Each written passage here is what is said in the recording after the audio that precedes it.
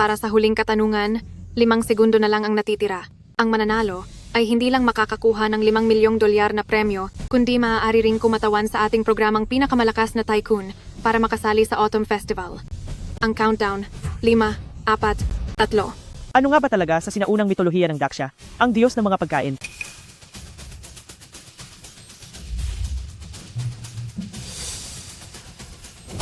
Pinipili ko ang A, Taoti. Para sa tanong na ito, matagumpay na sumagot si Binibining Linlihua.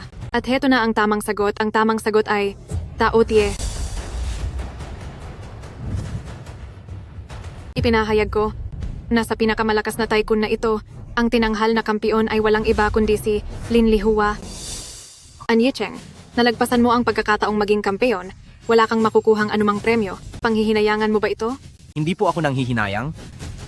Congratulations, Lihua.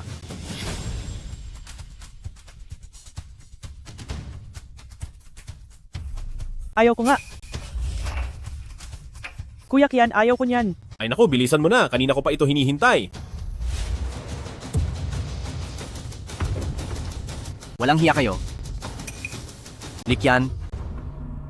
Linlihua, wala kang delikadesang babae ka. Nakuha mo pang mga liwa. Anong ginawa mo sa akin? Ano naman kung mangaliwa ako? Ikaw, isa ka lang namang walang pinag-aralang delivery boy. Talaga bang iniisip mo na dahil lang tinulungan mo akong masagot ang ilang tanong, ay papayag na akong pakasalan ka? Ikaw, Boy, ang dahilan kung bakit ka namin pinasali ay para tulungan si Lihua na makuha ang premyo. Sa pagiging sunod-sunuran mo, masasabing nakatulong ka naman kahit papaano. Sige na, ngayon ay lumayas ka na. mga hayop kayo. Hindi ko palalampasin ang ginawa nyo.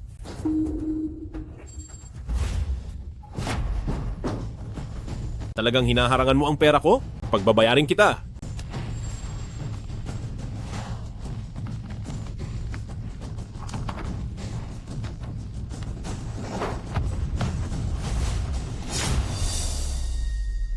Ah,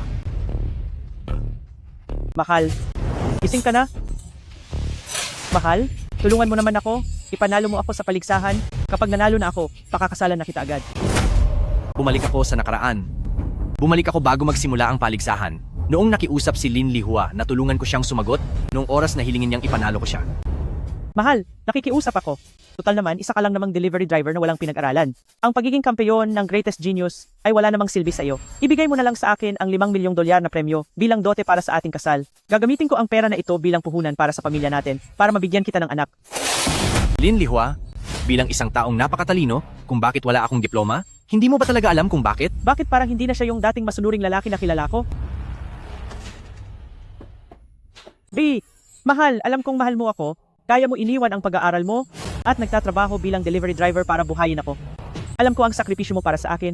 Huwag kang mag-alala, kapag nanalo na ako sa paligsahan, pakakasalan kita agad at kukuha na tayo ng marriage certificate, okay? Inaasahan mo pa rin maniniwala ako sa iyo? Noong nakaraang buhay ko, dahil sa pagtitiwala sa iyo, nagtulungan kayo ni Likian para tapusin ako? Paano mo nalaman ang tungkol sa amin ni Kiangge? Yicheng, sasabihin ko sa iyo, pinapasama kita sa paligsahan at pinapatulong kitang manalo dahil iyan lang ang tingin ko sa iyo. Nabayaran na ni Chiangge ang paligsahan. Tulungan mo man ako o hindi, siguradong ako ang magiging kampeon. Kampeon? Wala ka ng pagkakataon. Lin Lihua, ang kampeon sa paligsahang ito ay walang iba kundi ako, si An Yicheng.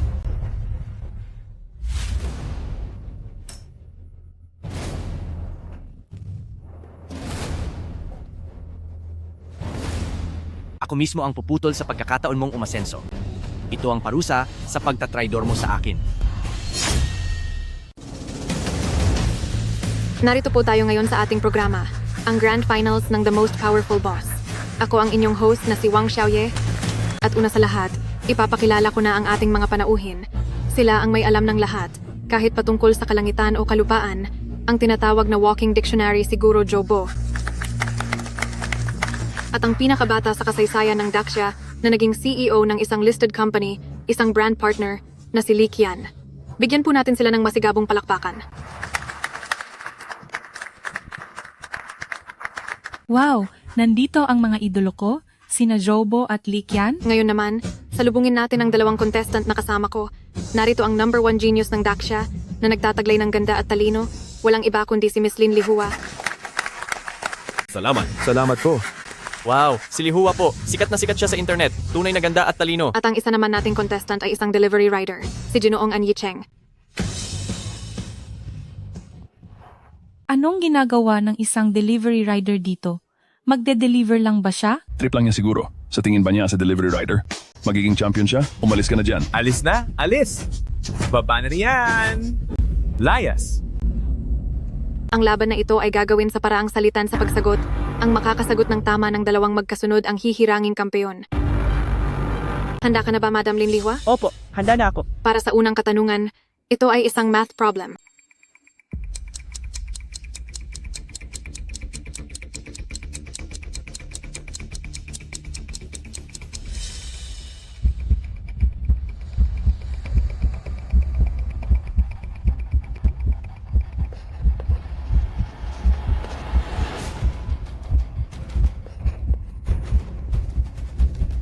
Ang sagot ko ay 3, 5, 8, 0. Ngayon naman ay titingnan na natin ang tamang sagot.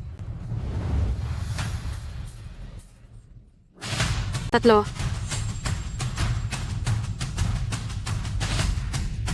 5.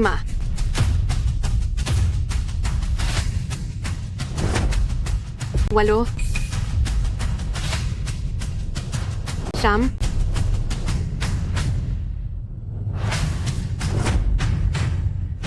0. Wow! galing. Ang galing mo, tama ang sagot ni Lin Lihua. Buti na lang at si Kuya Kian ay ibinigay na sa akin ang mga sagot ng maaga. An Yicheng, ikaw na hamak na delivery driver? Paano mo ako matatalo? Lin Lihua? Mula kailan pa naging magaling ang mental math mo? Bakit hindi ko alam yan? An Yicheng, pinapayuhan kitang matuto ka. Mas mabuti pang tumahimik ka na lang. Isang mangmang, na hamak na talunan, anong karapatan mong kutsain si Lihua? Isang delivery driver lang? Anong karapatan mong magingay dito? Ang makatayo sa entabladong ito, ang pinaka-highlight na ng buhay mo. Tapos nagmamayabang ka pa. Wala lang iyan. Kapag nakuha ko na ang kampeonato sa pinakamalakas na tycoon, doon nyo makikita ang tunay na tagumpay. Sa tingin mo, magiging champion ka? Marunong ka ba ng mental math? Alam mo ba kung ano ang algorithm? Naghahanap ka lang ng gulo. Hahaha, ang delusyon mong delivery boy ay sobra-sobra na. Sige nga, gusto kong makita kung paano ka mananalo. O sige, ituon natin ang ating atensyon sa susunod na katanungan. Sa tanong na ito, kailangang sa loob ng 1 minuto, mula sa 100 baso, na mukhang magkakapareho lahat, hanapin ang baso ng tubig na may asin. Napakahirap niyan, masasagot niya. Kaya yan, sa ganyang level niya, delivery boy lang siya. An Yicheng, maaari ka nang magsimula.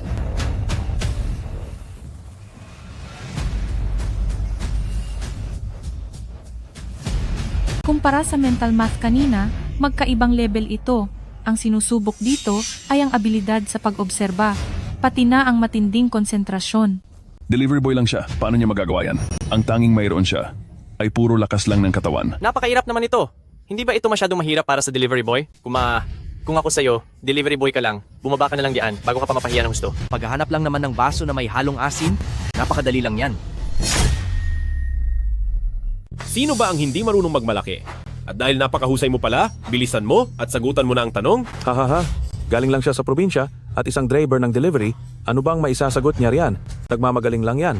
Sinasadya niyang magsayang ng oras. An Yicheng, alam kong hindi ka makapayag, pero payo ko sa'yo ay sumuko ka na para man lang matira ang huling dignidad mo. Ikaw dapat ang sumuko. Ang dignidad ko, ako mismo ang babawi niyan.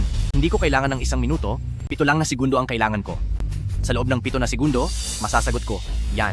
7 na segundo? Para kanino ba yung pagpapanggap mo? Napakakatawa mo naman. Aba, talagang marami ng bobo sa panahong ito. Mukhang parami pa sila ng parami. Ang mga driver ng delivery, dapat manatili na lang na tapat sa trabaho nila. Maghatid ng pagkain habang buhay, hindi yung pumupunta pa rito sa kagalang-galang na lugar na ito para magpakitang gilas lang pero napapahiya. Che, isang mababang driver ng delivery. Gusto pang tularan ng husay ni Cao Ji. Sino ba sa akala mo si Cao Zi? Isa siyang dakilang manunulat ng Hanwei. Akala mo ba kung sino ka? Gusto pang gayahin ang mga manunulat at nagpapanggap pa rito. Hoy, alam mo ba kung anong tawag sa ginagawa mong yan? Tinatawag yang Dongshi na gumagaya kay Shishi. Ang tawag na Dongshi na gumagaya kay Shishi ay masyado pang mataas para sa kanya. Nakatayo siya sa entabladong ito ng pinakamagaling. Siguro naiihi na siya sa kaba. Naihi? Bumaba ka na at magpalit ng diaper? Baka mamaya maihi ka pa sa entablado. Kadiri kang tingnan. Narinig mo ba yan? An Yicheng, umalis ka na riyan. Magsimula na ang oras. 1, 2, 3, 4,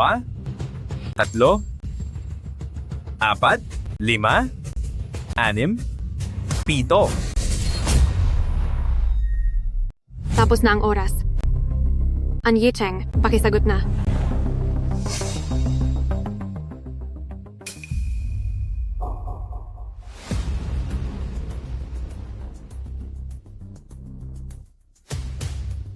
Sinasabi ko na nga ba, ang delivery driver na to, ang mga ganitong hamak na tao, ay walang karapatang umapak dito sa entablado ng pinakamalakas na tycoon. Kalokohan lang ito, di ba? Basta't ang mga taong may tenga at may utak ay alam na ang tamang sagot ay iisa lang. Uy! Sa pagkuha niya ng 2 baso, ay pinatunayan lang niya na una, wala siyang utak, at pangalawa, wala siyang tenga, di ba? Ha ha ha ha ha ha! An Yicheng, ginagawa mo lang talagang kakatwa ang sarili mo. Kung hindi mo kayang pumili, sumuko ka na lang ng direkta ano't nagpapanggap ka pa rito. Ano? Balak mo pa bang mandaya? Huwag mong sabihing ang 2 basong ito ay parehong may asin? Oo nga. Posible kayang magpakahirap ang aming produksyon na sadyain at paglaruan ang isang dukhang delivery driver na gaya mo? Ano? Ha ha ha! Isa kang delivery driver lang, lakas ng loob mong kwestiunin ang produksyon, sadyang hindi mo kilala ang kinalalagyan mo. An Yicheng, kailangan kitang paalalahanan. Ang sagot sa tanong na ito ay iisa lang. Bilang palabas na may pinakamataas na rating sa buong mundo sa mga knowledge quiz, ang aming produksyon ay laging naglalabas ng mga tanong ng pantay, makatarungan, at hayagan, hindi maaari na magkaroon ng 2 sagot. Pakiusap, pumili ka ng mabuti.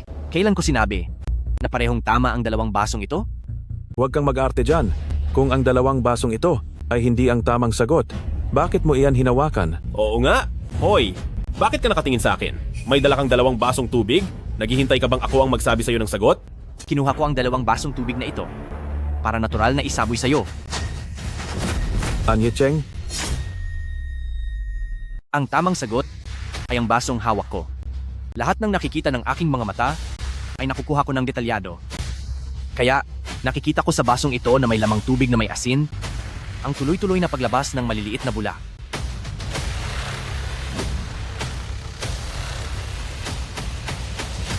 Pagbati, tama ang sagot mo.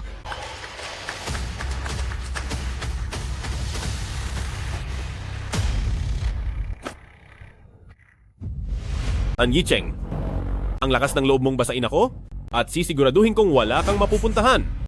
ang swerte naman ng patay gutom na delivery rider na ito. Nakuha niya ito sa hula? An Yicheng, huwag kang masyadong mayabang. Sa susunod, hindi mo na magagamit ang swerte mo. An Yicheng, pipiliin mo bang ituloy ang pagsagot?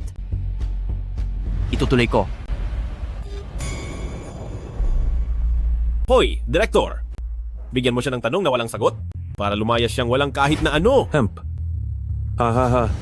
Xiaoye, bigyan mo siya ng tanong na imposible ang sagot, paalisin mo na siya. Bilang host, kailangan kitang paalalahanan. Kung hihinto ka na ngayon, maaari ka nang umalis dala ang $5 milyong. Ngunit kung pipiliin mong magpatuloy sa pagsagot, kapag nanalo ka, hindi lang $5 milyong ang makukuha mo, kundi pati na ang pagkakataong makasama sa Autumn Festival Gala. Pero kapag nagkamali ka, wala kang makukuha kahit ano. Mag-isip kang mabuti sa pipiliin mo. Nakarating ka rito dahil ito sa swerteng dala ko sa iyo bilang nobya, hindi ba? Pero dahil naghiwalay na tayo, hindi na kita mabibigyan pa ng swerte. An Yicheng, isa ka lang delivery rider, bakit hindi ka pa tumigil habang lamang ka pa? An Yicheng, ang $5 milyong na ito ay sapat na para makabili ka ng sariling sasakyan at bahay. Huwag ka nang maghangad ng higit pa. Ito na ang pinakaangat mong magagawa bilang delivery rider.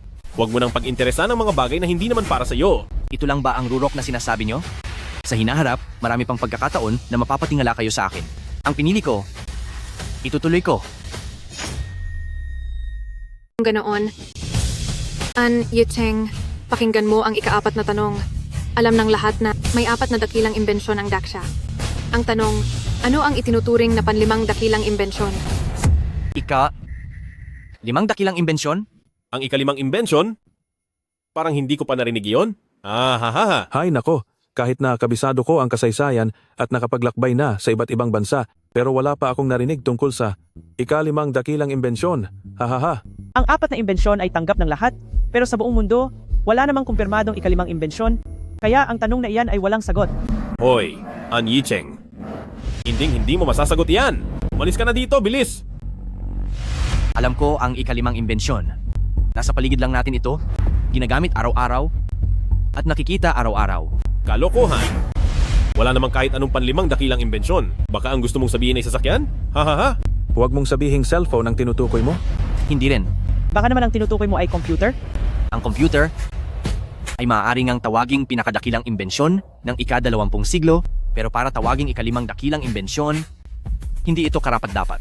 Ang ikalimang imbensyon na ito ay para sa lahat, bata man o matanda, mahirap man o mayaman, maaaring magkaroon nito. Kung ganoon, baka ang sinasabi mo ay bombilya. O telebisyon? Mukhang si An Yicheng lang ang nakakaalam ng sagot.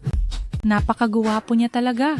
Si An Yicheng ay parang siguradong sigurado sa kanyang sarili, habang ang mga panauhin na ito parang wala talagang alam sa sagot. Sinasabing matatalino silang tao, pero mas magaling pa sa kanila ang isang delivery rider. Paano pa nila nakuha ang makaupo doon? Ska, naku! Tigil na.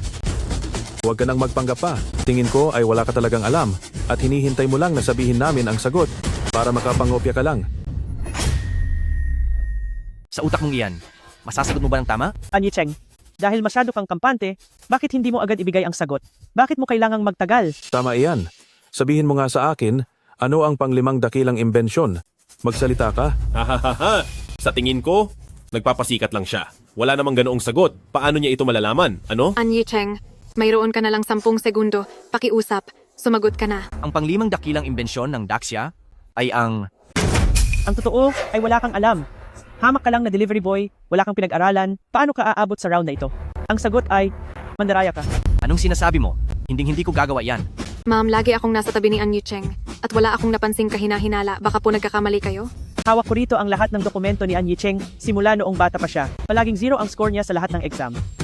Bilang isang hamak na delivery boy, paano niya masasagot ng tama ang lahat ng ito? Walang duda, ito ay isang panlilin lang. Tama. Ang mga narito sa Huaxia ay pawang mga kilala at mahuhusay na iskolar, pati kaming matatalino ay hindi alam ang sagot. Paano ito masasagot ng isang walang pinag-aralan na gaya niya? Siguradong nandaya siya. Tama, oo. Siguradong may gamit siyang panggaya sa katawan.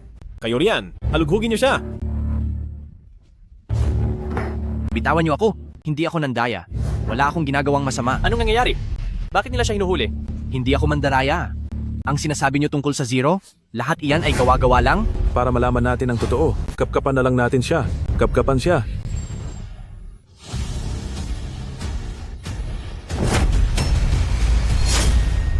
Aba, Ska, kahit pa sabihing hindi ka nandaya, lampas na ang oras mo para sumagot. Oo. An Yicheng, wala ka ng karapatang sumagot, kaya lumayas ka na dito. Bakit naman ganyan? Yung mga panauhin naman ang nanggulo, bakit isinisisi kay An Yicheng? Ito ay... Umaangal ako. Malinaw na may anomalya dito, kahit pa sabihing si An Yicheng ay isang delivery rider lang. Napakatalino naman niya. Anong karapatan niyo para pigilan siyang sumagot? Kapag hindi niyo hinayaang ituloy ni An Yicheng ang pagsagot, magrereklamo ako na ang programa niyo ay may pandaraya, dayaan. Dayaan, dayaan, dayaan. Dayaan, dayaan, dayaan. Dayaan, dayaan, dayaan. Grabe talaga, tingnan mo yon. Pinagmamalaki niya kaming mga delivery rider. Masyadong mapang-api ang mga guest na ito, dapat silang i-report. Sali ako. Magrereklamo din ako. Ilabas mo ang cellphone mo, i-report natin ang pinakamalakas na tycoon. May pandaraya silang ginagawa. Inaapi nila ang isang delivery rider. Dapat lang silang i-report. Dayaan, dayaan. Xiaoye, Xiaoye. Sa ngayon, ang sistema natin ay puno na ng mga reklamo. Ngayon din, bigyan mo muli ng pagkakataon si An Yicheng na sumagot. Pakalmahin mo ang mga manonood. Nasunod po. Dayaan, dayaan. Huminahon po tayong lahat. Pagkatapos mag-usap ng production team, napagdesisyonan naming bigyan si An Yicheng ng isa pang pagkakataong sumagot. An Yicheng, dahil tila sigurado ka na sa iyong kasagutan sa tanong na ito, mangyaring galingan mo sa iyong huling pagkakataon. Kapag nagtagumpay, gagawa ka ng milagro, ngunit kapag nabigo, wala kang mapapala. Maari ka nang sumagot. Ang ikalimang dakilang imbensyon ng Daxia ay ang... Iyon ay walang iba kundi ang hybrid rice. Hybrid rice? Ang pang-5 sa mga pinaka-importanting imbensyon ng siglong ito? Sa tingin ko, may punto ang sinasabi niya. Ang imbensyon ng hybrid rice ay ang siyang tumulong sa ating mga mamamayan pagdating sa malaking problema sa pagkain, kaya kung ituturing itong pang-5 imbensyon, nararapat lang talaga iyon. Sa tingin ko hindi. Ang pang-5 imbensyong iyan ay matagal nang pinagtatalunan at hindi pa sigurado kung ang hybrid rice. Ang nga ba iyon, di ba?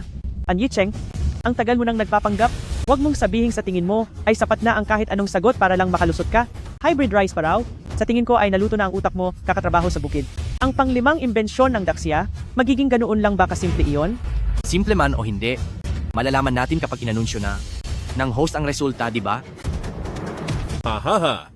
Isa ka lang namang hamak na payaso, hinding-hindi ka makakakuha ng tamang sagot dahil ang tanong na ito ay wala talagang kasagutan. Hahaha. Paano mo nalaman na walang sagot ang tanong na ito? Oo. Posible kayang may sabuatan kayo ng mga producer? Kalokohan! Tumigil ka sa paggawa ng kwento. Sino ba ang hindi nakakaalam na ang Daksha natin ay wala namang panglimang imbensyon? Kahit anong gawin mo ngayon, ang titulong kampyon ay hindi mapupunta sa iyo. Naniniwala ako na ang programang ito ng pinakamalakas na tycoon ay magbibigay ng isang patas na resulta. Host, paki-anunsyo na ang sagot. Gaya ng alam ng lahat, tungkol sa kung ano ang panglimang imbensyon ng Daksha, kung ano talaga iyon, ay nagkaroon ng malaking pagtatalo. Ngunit bilang isang host ng kompetisyong ito, sa tingin ko, ang panglimang imbensyon ng Daksha ay ang hybrid rice. Hybrid rice.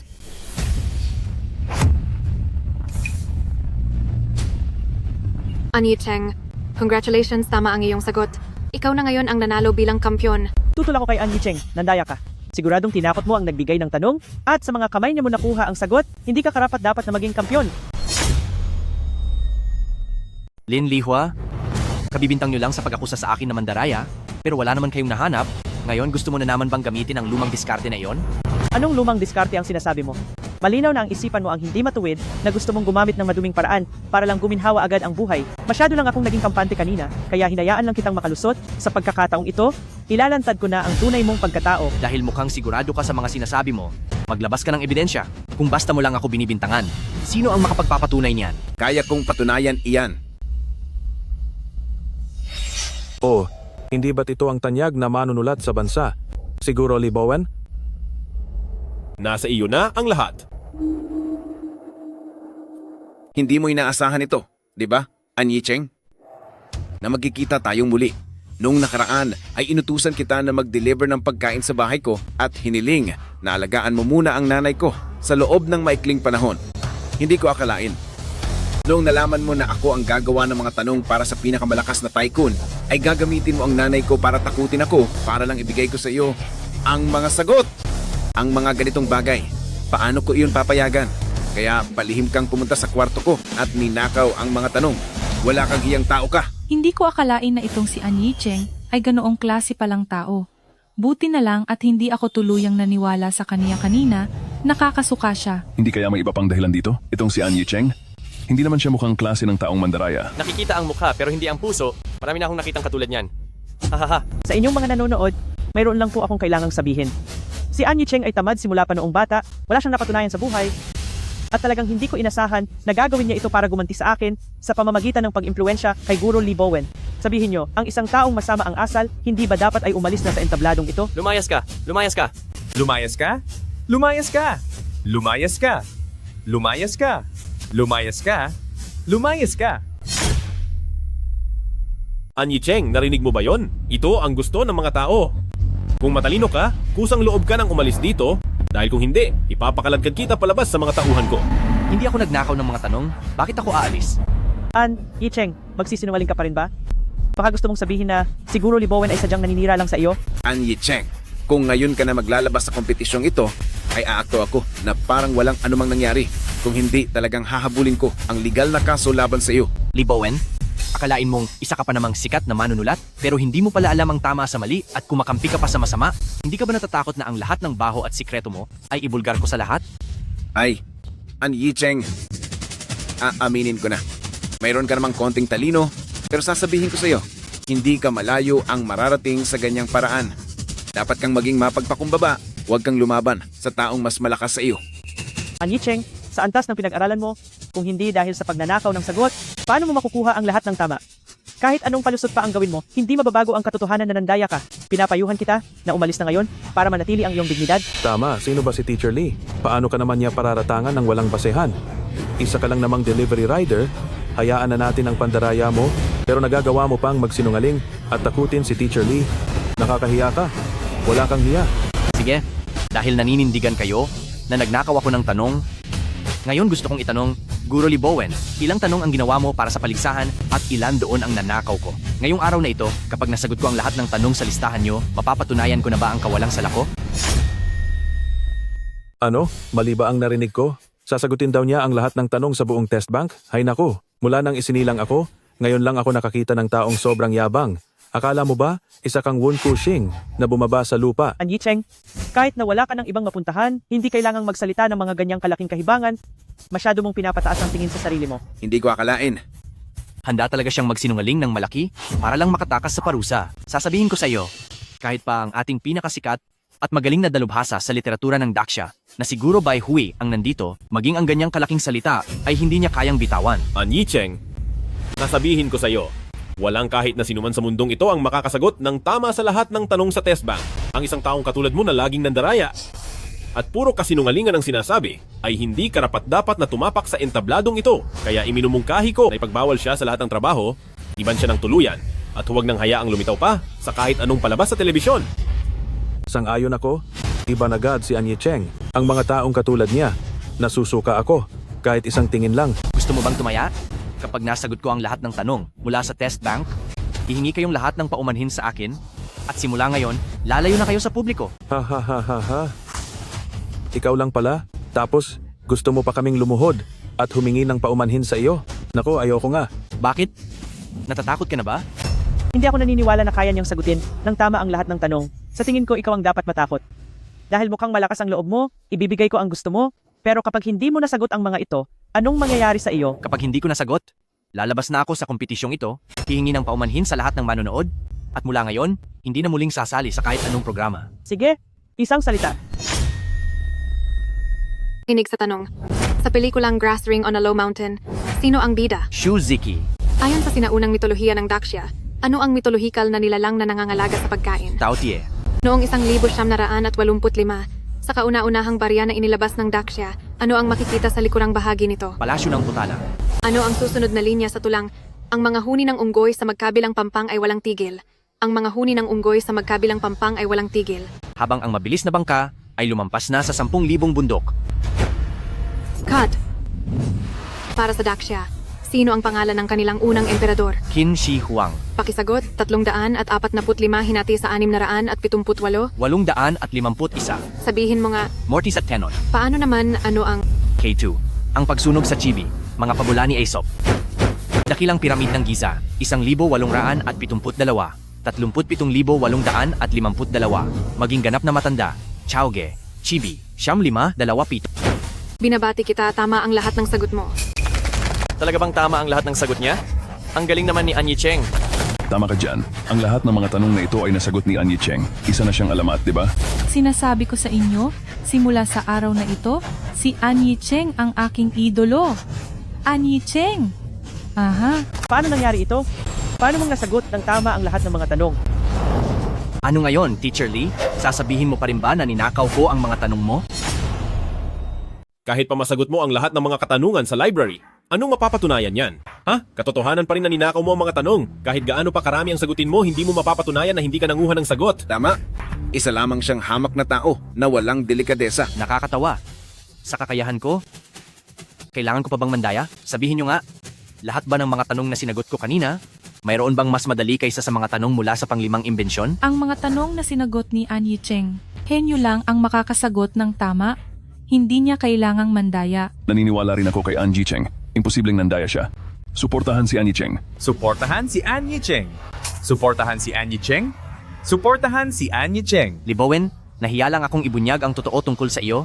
Isa ka lamang napaka-impokritong masamang tao. Nagawa mo pang sabihin ng may kapal ng mukha na nakiusap kang alagaan ko ang nanay mo. Wala kang utang na loob na anak. Iniwan mo ang sarili mong ina na walang pakialam. Kung hindi lang dahil sa pagkaing ini-order niya, marahil ay wala na siya dahil sa gutom. Ano?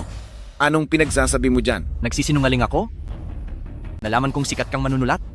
At alam ko ring gumagawa ka ng tanong para sa mga eksperto, pero kailanman ay hindi ako humingi ng sagot sa iyo. Pinayuhan lang kita na mas alagaan ang iyong ina, pero kinamuhian mo ako. At dito ay pinararatangan mo akong magnanakaw ng mga tanong. Ang mga katulad mo, may mukha pa bang maihaharap dito? Anong karapatan mo na makakuha ng respeto mula sa lahat? Ngayong wala ka nang masabi, tuparin mo ang pangako mo? Humingi ka ng paumanhin sa akin. Humingi ng paumanhin? Humingi ng paumanhin. Humingi ng paumanhin. Hindi maaari. An Yicheng ay isa lamang mangmang, at kahit pa sabihing medyo may talino siya, imposible pa ring masagot niya ng tama ang napakaraming tanong. Nakasama ko siya sa loob ng maraming taon, at alam kong wala talaga siyang silbi. Bata, magsabi ka ng totoo?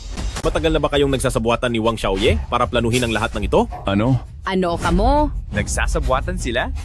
Totoo ba iyan? Anong kalokohan iyan? Hindi ko man lang kilala si An Yicheng.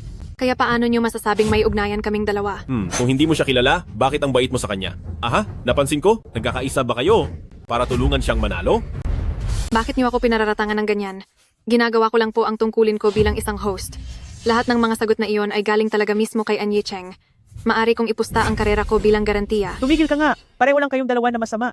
Sinasabi ko na nga ba, nagbago ng malaki si An Yicheng dahil pala lumapit na siya sa isang tulad mong malanding babae. Isa kang hamak na sumisira ng relasyon, akala mo ba ay maniniwala pa kami sa iyo? Lindy Hua, ano ang karapatan mong husgahan ng iba?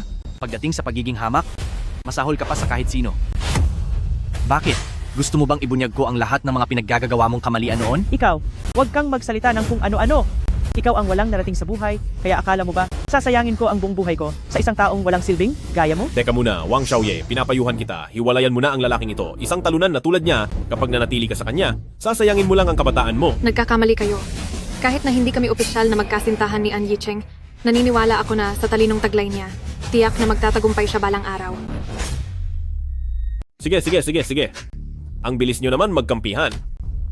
Ngayon, dahil dyan, lumayas kayong lahat. Sa anong dahilan? Nasagutan ko na ang lahat ng mga tanong at kayo ang dapat na lumayas dito. An Yicheng, huwag kang masyadong kampante dahil lang sa nakasama mo si Wang Xiaoye para gawin ang gusto mo. Ang isang host at kalahok ay nagsasabuatan. Kapag kumalat ang balitang ito, sa susunod, paano pa kayo makakapagtrabaho sa industriyang ito? Wala po kaming... Walang ano? Ha? Kitang-kita ang pagtatanggol nyo sa isa't isa, napanood din iyan ng lahat ng mga audience. Sa tingin nyo ba ay makakatanggi pa kayo? Masyado na kayong mapang-api. Uy, mga kaibigang audience, nakita nyo naman lahat, di ba? Itong si An Yicheng, nagawang suhulan pati ang host. Ilang tanong lang naman ang nasagot niya. Hindi ba wala lang naman iyon? Siguro, pati ang pagiging kampeon ay kaya rin niyang kunin ng ganoon kadali. Dito sa entablado ng aming programa, walang puwang para sa isang mandaraya. Paano nangyari iyon? Itong si An Yicheng kanina ay marami namang nasagot na tama. Kung sasabihin nyo na nandaya siya, ay hindi ako maniniwala. Bakit naman hindi pwede? Sinuhulan niya ang host, kaya malamang alam na niya ang mga sagot. Mahusay ka talaga, An Yicheng. Ang lakas ng loob mong makipagsabuatan sa host. Hindi ko alam kung paano nagpapatakbo ang produksyon ng programang ito at nagpapasali pa ng ganyang klase ng tao. An Yicheng, ngayon bilang sponsor ng programang ito, sasabihan kita, ngayon na, kaagad, at sa oras na ito, umalis ka na. Kundi, ipapatawag ko ang mga security guard. Likian, iniisip mo ba talaga na kontrolado mo ang lahat? Hindi ko aaminin ang mga bagay na hindi ko ginawa? Dahil hindi ako nandaya. Ang mga tanong na iyon ay matino at patas na nasagot ko ng mag-isa. Ako ang nararapat na maging kampeon. Magaling ang sinabi mo.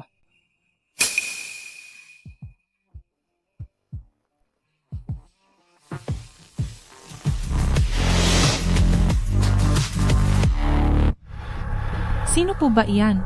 Hindi mo ba talaga siya kilala? Siya ang tao sa likod ng pinakamalakas na tycoon na si Bai Hui. Taon-taon, ang mga kampiyon ng pinakamalakas na tycoon ay may pagkakataong mapirma sa kaniyang Wenhui Studio. Ang Wenhui Studio Ay isang higante sa Daxia Entertainment. Sabi nila, bawat isang pumipirma doon sa industriya ng kultura ay makakakuha ng kayamanan na hindi kailanman mararating ng isang ordinaryong tao. Oo. Guro Bai Hui? Paboritong-paborito ko po kayo. Marami na po akong nabasa sa inyong mga akda. Hindi ko akalaing makakatagpo ko po kayo rito. Anong nangyayari dito? Wala lang po ito. Guro Bai Hui, parang may dapo lang na langaw. Hayaan nyo po, palalayasin ko na po sila agad. Ganoon ba? Sa tingin ko ang dapat palayasin ay ang langaw na gaya mo. Guro Bai Hui. Napanood ko ang naging pagsagot mo kanina. Napakagaling mo talaga. Paano mo nasagot ang lahat ng mga katanungang iyon? Isa kang tunay na henyo. Sa mga gaya mong talentado, hindi kita maaaring palagpasin. Sobra po ang papuri ninyo? Hindi. Napagpasyahan ko ng imbitahan ka sa aking studio para maging isa sa mga manunulat ko. Payag ka ba? Huwag na lang po sana. Sa totoo lang, pumunta lang ako rito para makapaghiganti sa ginawa nila sa akin.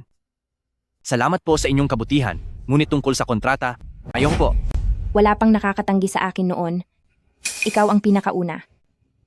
Sige, meron ka bang ibang gustong hilingin? Kani-kanina lang ay nakipagpustahan sila na kapag nasagot ko ang lahat ng mga katanungan, ay hihingi sila ng tawad sa akin. Wala na akong ibang hiling, kundi sana ay tuparin nila ang kanilang pangako. Guro Bai Hui, huwag kang makinig sa mga kasinungalingan niya. Malinaw na siya ang tumukso sa host, kaya nalaman niya agad ang lahat ng sagot sa mga tanong. Ang mga ganitong klaseng tao na gustong magpaumanhin kami. Bakit kami susunod? Tama. Guro Bai Hui, huwag kang pauto sa kanya. Isa lang siyang walang kwenta, wala siyang totoong talent. Kung anong klaseng tao siya, nakikita ko ng malinaw. Ako mismo ang gumawa ng mga tanong na iyon, kaya imposibleng makuha ng host ang mga sagot ng maaga. Ang lahat ng ito ay paninirang puri lang ninyo laban sa kanya. Ngayong araw, di lang kayo kailangang humingi ng paumanhin kay An Yicheng, kundi dapat nyo ring ibigay ang pagiging kampeyon sa pinakamalakas na tycoon pa sa kanya. Bai Hui, huwag mong isiping porque ikaw ang founder ng programa ay pwede mo na kaming maliitin. Ako ang sponsor ng pinakamalakas na tycoon. At nang walang pahintulot ko, huwag niyang asahang maging kampeyon. Tama, hindi rin ako papayag. Isa lang siyang simpleng delivery rider. Anong karapatan niyang humingi ng paumanhin sa amin? Talaga bang babaliwalain nyo ang mga patakaran ng pinakamalakas na tycoon? At ano naman kung gawin namin iyon? Isa ka lang namang babae, mas mabuting huwag ka nang makialam dito dahil hindi ito magiging maganda para sa iyo. Paano kung talagang makialam ako? Ganoon ba? E di sige, subukan mo. Tingnan natin kung sa stage ng pinakamalakas na tycoon, kung ang salita ba ni Bai Hui ang mananaig o ang kapangyarihan ng pera ko. Hayaan na, ngayong araw ay nakita ko na ang tunay ninyong pagkatao. Kailanman, hindi kayo karapat-dapat na magbigay sa akin ng parangal at hindi ko rin kailangan ng inyong pagkilala. Tutal ngayong araw, napatunayan ko na ang sarili ko sa harap ng buong bansa. Tungkol naman sa pagkakampyon, wala akong paki sa bagay na iyan. Maghanda na lang kayo sa karma.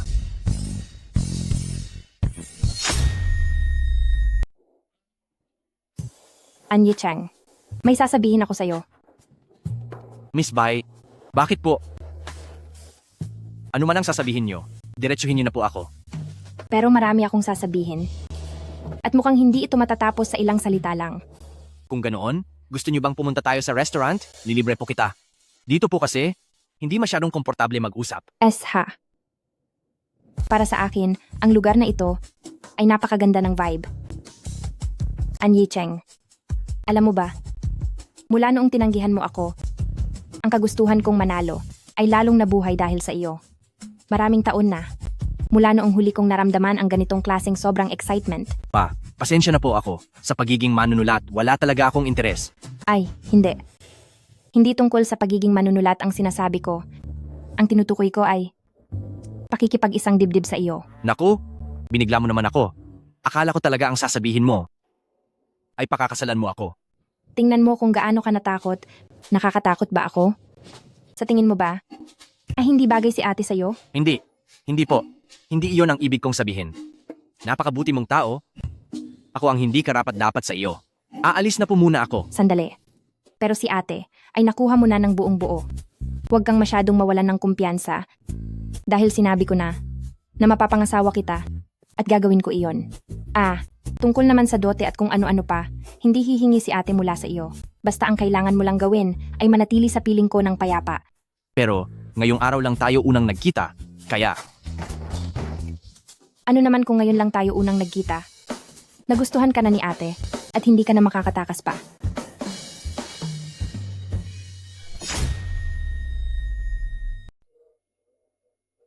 Tara. Sandali. Lihua, paalis ka ba? Anong ginagawa mo rito?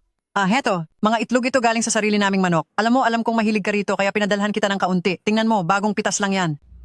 Sino naman ang matutuwa sa bulok mong mga itlog? Magsalita ka, anong pakay mo talaga rito? Lihua, alam kong mababa ang tingin mo sa amin dahil mahirap kami. At alam ko ring, ako lang na matandang ito ang nagpapabigat sa buhay ni Acheng. Pero si Acheng, tapat ang nararamdaman niya sa iyo. Sana bigyan mo pa siya ng isa pang pagkakataon. Huwag na kayong makipag-break, pakiusap. Kaya pala, nandito ka para kay An Yicheng para kumbinsihin ako. Pagkatapos ng ginawa niya sa akin noon, ngayon ay aasahan niyang babalikan ko siya? Nananaginip ka ng gising. Huwag na po kayong magalit ng ganyan. Kahit anong pagkakamali man, kasalanan lahat iyon ni Acheng. Heto po, humihingi ako ng tawad para sa kanya. Maraming taon na kayong magkasama, hindi madali ang pinagdaanan niyo. Patawarin niyo na siya kahit ngayon lang pinapangako ko. Hindi ka na niya muling papagalitin. Hindi maaari. Umuwi ka at sabihin mo kay An Yicheng, maliban na lang kung pumunta siya rito para yumuko sa harap ko at lumuhod para humingi ng tawad dahil kung hindi ko talaga siya mapapatawad. Nako, Lihua, Bata pa si Acheng, wala pa siyang muwang, kaya huwag mo na siyang pag-initan. Kung may galit ka man, ibuhos mo na lang sa tita, pwede po ba? Umalis ka rito. Sawang-sawa na ako sa inyong mag-ina. Wala namang kakayahan, wala pa ring pera. Tapos ngayon, may kapal pa na mukhang pabalikin ako. Napakawalang hiya niyo talaga. Mahiya naman kayo sa sarili niyo. Bakit mo naman nasasabi ang ganyan? Galit ka lang kay Acheng, hindi ba? Kung gusto mo, ako na lang ang luluhod para sa kanya. Patawarin mo na si Acheng, pakiusap. Manigas ka. Para malaman mo, kung hindi lang dahil sa may pakinabang pa ang anak mo, hindi ko siya magiging kasintahan noon pa man. Anong sinabi mo? Ibig bang sabihin ito na sa loob ng mga taon na ito ay niloloko mo lang si Acheng? Tama ka. At kung may dapat man sisihin, ang anak mo iyon dahil sa sobrang katangahan niya. Sinabi ko lang naman na gusto kong magkolehiyo, pero seryoso siyang nag-deliver ng pagkain para lang tustusan ng pag-aaral ko, at siya pa mismo ang naghanda ng mga gagamitin ko sa pag-aaral. Salamat sa mahusay niyang hula sa mga lalabas sa exam, kundi dahil doon, hindi ako magiging ganito kadali na nakapasa sa universidad. Bakit mo nagawang gamitin si Acheng? Dahil sa iyo si Acheng ay tumigil sa pag-aaral, paano mo nasasabi ang mga bagay na iyan? Wala ka na ba talagang konsensya? Hoy, matandang hukluban? Sinong sinasabi mong walang konsensya? Ha? Sa halip na mag-aksaya ka ng oras, ibigay mo na lang itong mga itlog at ipakain mo sa anak mo para tumalas ang isip niya. Baka sakali, makatapos pa siya kahit elementarya lang. Hoy, matanda! Nabalitaan ko na kumikita ka raw sa pagpulot ng basura? Tingnan mo, sa tingin mo ba kaya mong pag-aralin ang anak mo sa universidad? Ano? Hahaha? Kayo, talagang kayo na ay. Oo nga pala, muntik ko nang makalimutang sabihin. Ito nga pala, ay ang boyfriend ko, isang tanyag na scholar. Si Lee Kian, yung walang kwentang anak mo. Kung ikukumpara sa kanya, ay nahuhuli ng mga 7, 8, 10, 10 antas. Ikaw, napakawalang hiya mo. Ibinigay ng anak ko ang lahat sa iyo, tapos sumasama ka lang pala sa ibang lalaki. Matandang ito, anong pinagsasabi mo? Pinipili ko lang ang nararapat para sa akin. Iyang walang kwentang anak mo, kailanman ay hindi ko siya papakasalan. Matanda? Tingnan mo nga ang sarili mo. Ang tanda mo na, pero wala ka pa ring silbi. Kahit pag gustong magpakasal ni Lihua sa anak mo, tingnan natin. Magkano namang dote ang kaya mong ibigay para kay Liwa? Ano? Siguro naman, hindi mo balak ipambayad ng isang basket ng itlog? Ha?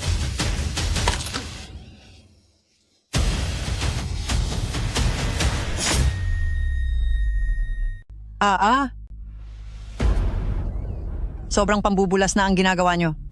Kahit na mahirap lang ang pamilya namin, hindi kami dapat bastusin ng ganito ng walang dahilan. Lalabanan ko kayong dalawa ngayon. Umalis ka nga rito. Naglakas loob ka pang magkalat sa teritoryo ko. Wala kang laban sa akin. Aray, Hala, huy! Hoy! Matandang babae? Akala ko ba ay matapang ka? Ha? Bakit nakahiga ka na sa sahig ngayon? Tumayo ka na agad.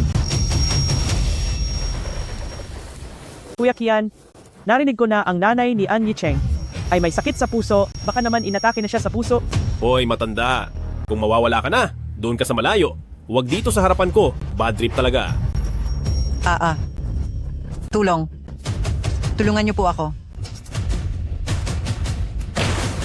Hoy, anong ginagawa mo? Ano yan? Hindi man lang kita hinawakan, ikaw ang mismong natumbar yan.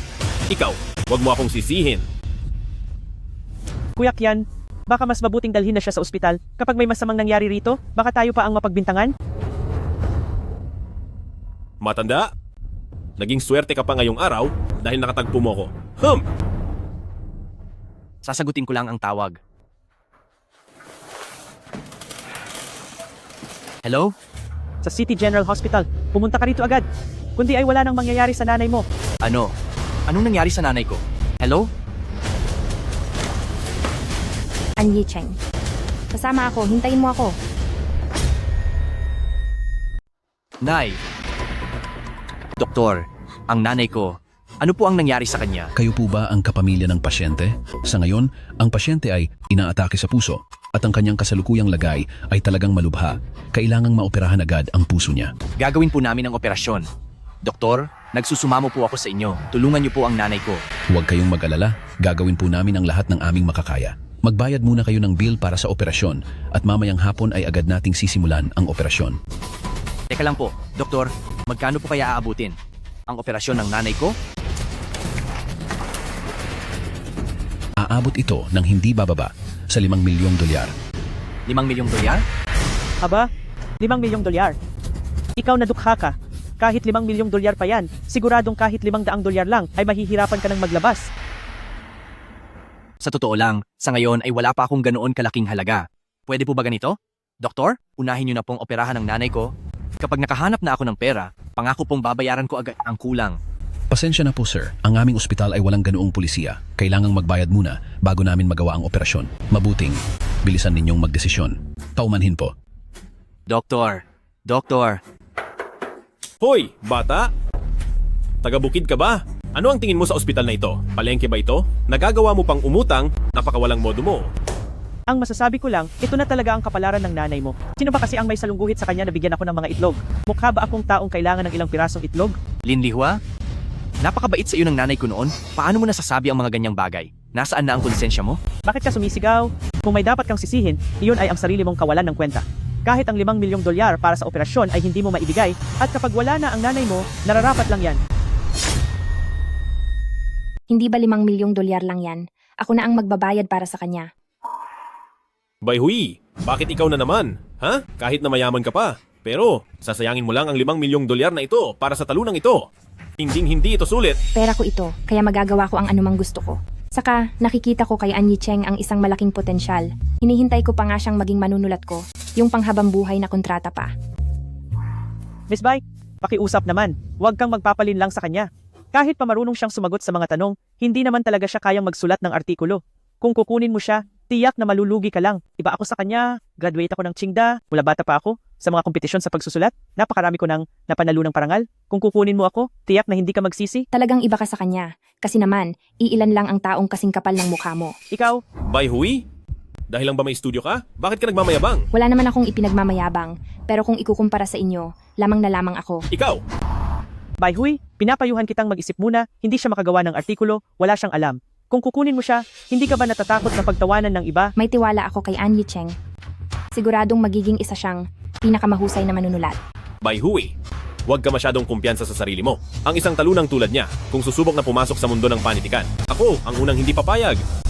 Bayhui, isa ka ring manunulat na labis kong nirerespeto, kaya pinapayuhan kita ng maayos, lumayo ka sa talunang ito. Kundi baka mahawa ka pa sa kamalasan niya, ikaw rin, mag-ingat ka baka maubos lahat ng ari-arian mo. Miss Bai, salamat dahil handa kang magbayad para sa operasyon ng nanay ko. Salamat din po sa tiwala niyo sa akin. Pero talaga pong wala akong talento sa paglikha at hindi ko rin po gustong maging manunulat. Itong $5 milyong, ituturing ko na lang na utang sa inyo. Kapag kumita na po ako, ibabalik ko po ito sa inyo.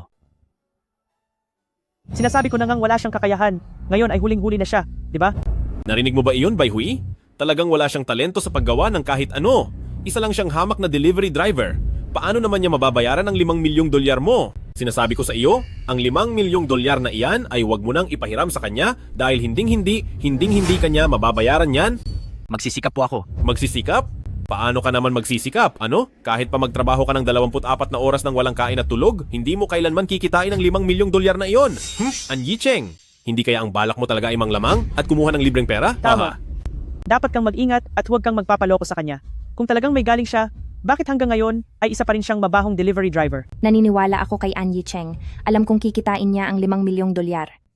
Ngunit ang $5 milyong na ibibigay ko, hindi mo na kailangang ibalik pa. Sabi ko na sa iyo, isa kang taong may malaking potensyal para sa akin. Ang perang ito ay patunay ng aking katapatan sa iyo.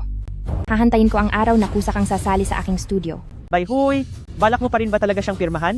Ano bang nagustuhan mo sa kanya? Mula ng unang beses kong makita si Anyi Cheng, alam ko na agad na isa siyang henyo. Hindi mo lang ma-appreciate iyon dahil wala kang panlasa. Iyan ang pinagkaiba nating dalawa. Bayhui, talento ba talaga niya? Ang nagustuhan mo? O baka naman siya mismo ang tipo mo? Hindi ko itatanggi, may pagtingin nga ako kay Anyi Cheng. Ano? Talaga bang nagustuhan mo ang basurang Anyi Cheng na yan? Totoo nga pala ang mga chismis? Kung ano-anong pasikat na manunulat, pero ginagamit lang pala ang pagiging manunulat para lang makapamingwit ng mayaman. Hinanagaan pa naman kita dati. Sa ganitong babaeng walang hiya, isa itong kahihiyan. Anyi Cheng, marahil ay hindi mo pa alam ang mga kalokohan ng Bayhui na ito? Halika rito, sasabihin ko sa'yo. Ang sabi-sabi, sa studio niya ay puro gwapong lalaki lang ang kinukuha. Sa harap ng lahat, mga manunulat sila ng studio. Pero ang totoo, sila ay mga alaga ni Bayhui. Ha ha ha! Anyi Cheng, sa tingin mo ba, sa itsura mong iyan, ay magtatagal ka sa tabi niya? Itigil mo ang pagsasalita ng kung ano-ano. Inaamin ko, nakipag-date ako sa manunulat sa studio ko, pero naging normal kaming magkasintahan. Hindi madumi ang ginagawa namin gaya ng iniisip mo. At saka, seryoso ako kay Anyi Cheng. Huwag kang magbiro. Ang dumi-dumi na ng reputasyon mo, hindi mo ba alam yon? Dahil lang nakasulat ka ng 2 libro, akal mo ay kung sino ka na. Sinasabi ko sa iyo, An Yicheng, umabot ka na sa ganitong sitwasyon na kailangan mo pang ibenta ang iyong sarili para lang mabuhay. Naaawa talaga ako sa iyo. Malinis ang ugnayan namin ni Miss Bai. Huwag niyo kaming bintangan ng walang basehan. Malinis? Aba, tingin niyo ba ay maniniwala ako? Kung malinis kayo, bakit kailangan niyang bayaran ang gastos sa operasyon ng nanay mo? Gusto ko si An Yicheng, kaya gusto kong magbayad para sa kanya. Yan ang masama roon. Kaya lang, hindi pa niya tinatanggap ang panliligaw ko. Kayong dalawang makakalay? Bakit ang ganda pakinggan ng mga rason niyo? Isa lang itong lantaran na bayaran para sa pera. Nahimik ka nga. May mali ba sa sinabi ko? Si An Yicheng ay walang silbing tao, isang basura na kayang ibenta ang sarili niyang katawan. Tama na, Lin Lihua. Hindi ba't minamaliit mo ako? Kung gayon, patutunayan ko ito sa iyo. Tiyak na lilikha ako. Sa buong mundo ng pinakamahusay na likha, hintay niyo lang mapahiya kayo. Huwag ka nang magyabang sa lagay mong yan. Sa susunod na buhay na lang. Ay, ang ilang tao talaga, hindi alam ang kanilang lugar. Iniisip nila dahil suportado sila ni Bai Hui, ay magagawa na nila ang kahit anong gusto nila. Sasabihin ko sa'yo, hindi madaling pasukin ang mundo ng panitikan. Nananaginip ka pa na makalikha ng pinakamahusay na gawa? Baliw ka ba para isipin iyon? Tingnan na lang natin. Ang mga ginawa ninyo ngayong araw, sana ay tandaan ninyo ito ng mabuti para hindi kayo magsisi sa huli. Ha, sige. Aantayin ko, ang araw na mailustay mo lahat ang pera ng Bai Hui Studio. Pagdating ng oras na iyon, pupunta talaga ako para batiin ka. An Yicheng, ang tagal ko nang hindi nakakakita ng taong kasing hangal mo. Sige, hihintayin ko ang araw na luluhod ka sa akin para magmakaawa. Tara na. Miss Bai, talaga bang naniniwala ka na makakalikha ako ng pinakamahusay na likha? Naniniwala ako sa iyo. Palagi akong mananatili sa likuran mo para suportahan ka. Magkaliwanagan tayo, kahit na pumirma ako sa Bai Hui Studio, ito ay bilang isang manunulat lamang. Tungkol sa ating dalawa, hindi pa ako nakakapag-isip ng maayos. Huwag kang mag-alala, ate. Hindi kita pipilitin. Sa lahat ng ating mga kaibigan sa media, pati na rin sa mga eksperto sa industriya, ngayong araw ang unang gawa ni An Yicheng para sa press conference ng Dakilang Panahon. Maligayang pagdating sa inyong lahat.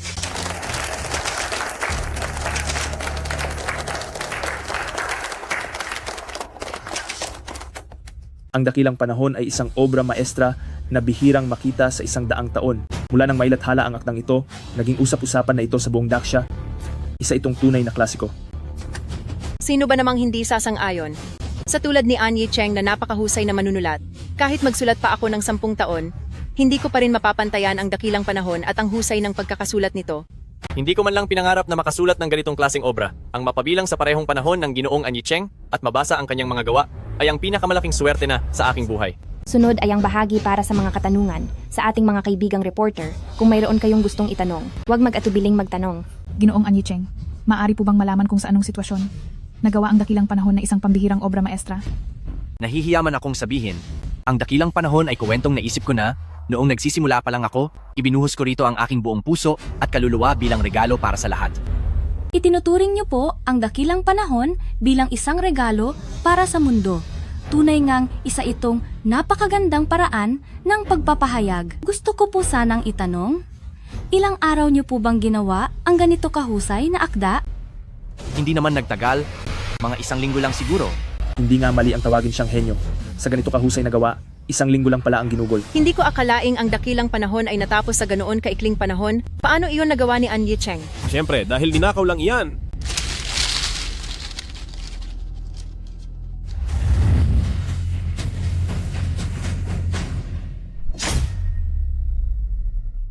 Kita nyo naman lahat, nasa kamay ko ang orihinal na manuskrito. Itong si An Yicheng naman, isa lang naman siyang basura na naghahanap lang ng sikat. Sa kakayahan ni An Yicheng, paano siya makakasulat ng ganito kagandang obra? Isa lang siyang magnanakaw ng pinaghirapan ng ibang tao. Pero itong si Lin Lihua ay nailabas ang manuskrito, kaya maliwanag na itong si An Yicheng ay desperadong maging sikat na handa niyang gawin ang lahat, maabot lang ang ambisyon niya. Nagkamali ako ng tingin sa kanya. Henyong manunulat pa naman daw. Nakakasuka. Nanakawin ni An Yicheng basta-basta ang gawa ng iba, tapos may kapal pa ng mukha na tumayo rito sa selebrasyong ito? Alam ko na talaga na mukhang talunan ng batang ito. Wala naman siyang ganitong galing. Ang librong ito, mula sa kwento hanggang sa detalye, hindi kayang isulat ng isang pulubing tulad niya. Kayong lahat, isang malinaw na paninira lang ito. Uy, An Yicheng, ang tunay mong ugali ay baka hindi alam ng iba. Pero akala mo ba hindi ko alam? Sinuwerte ka lang at nakatama ng ilang sagot. Tungkol naman sa talento, kung meron ka talaga niyan, bakit maghihirap ka ng ganyan kadesperado? May kapal ka pang baliktarin ng sitwasyon para magmukha akong masama. Ilang taon na akong naghihirap dahil na rin lahat sa'yo. Anyi Cheng, matapang ka pa rin magsalita? Isa ka lang namang delivery boy? Hindi ka na lang magtrabaho ng maayos? Kaysa pumunta rito at gumawa ng kalokohan? Dito sa amin, wala kaming lugar para sa isang walang hiyang katulad mo. Anyi Cheng, ang kapal talaga ng mukha mo. Huli ka na ngang nanggaya. May mukha ka pa rin tumayo rito? Kung ako sa iyo, matagal na akong nahiya at mabilis na lumayas.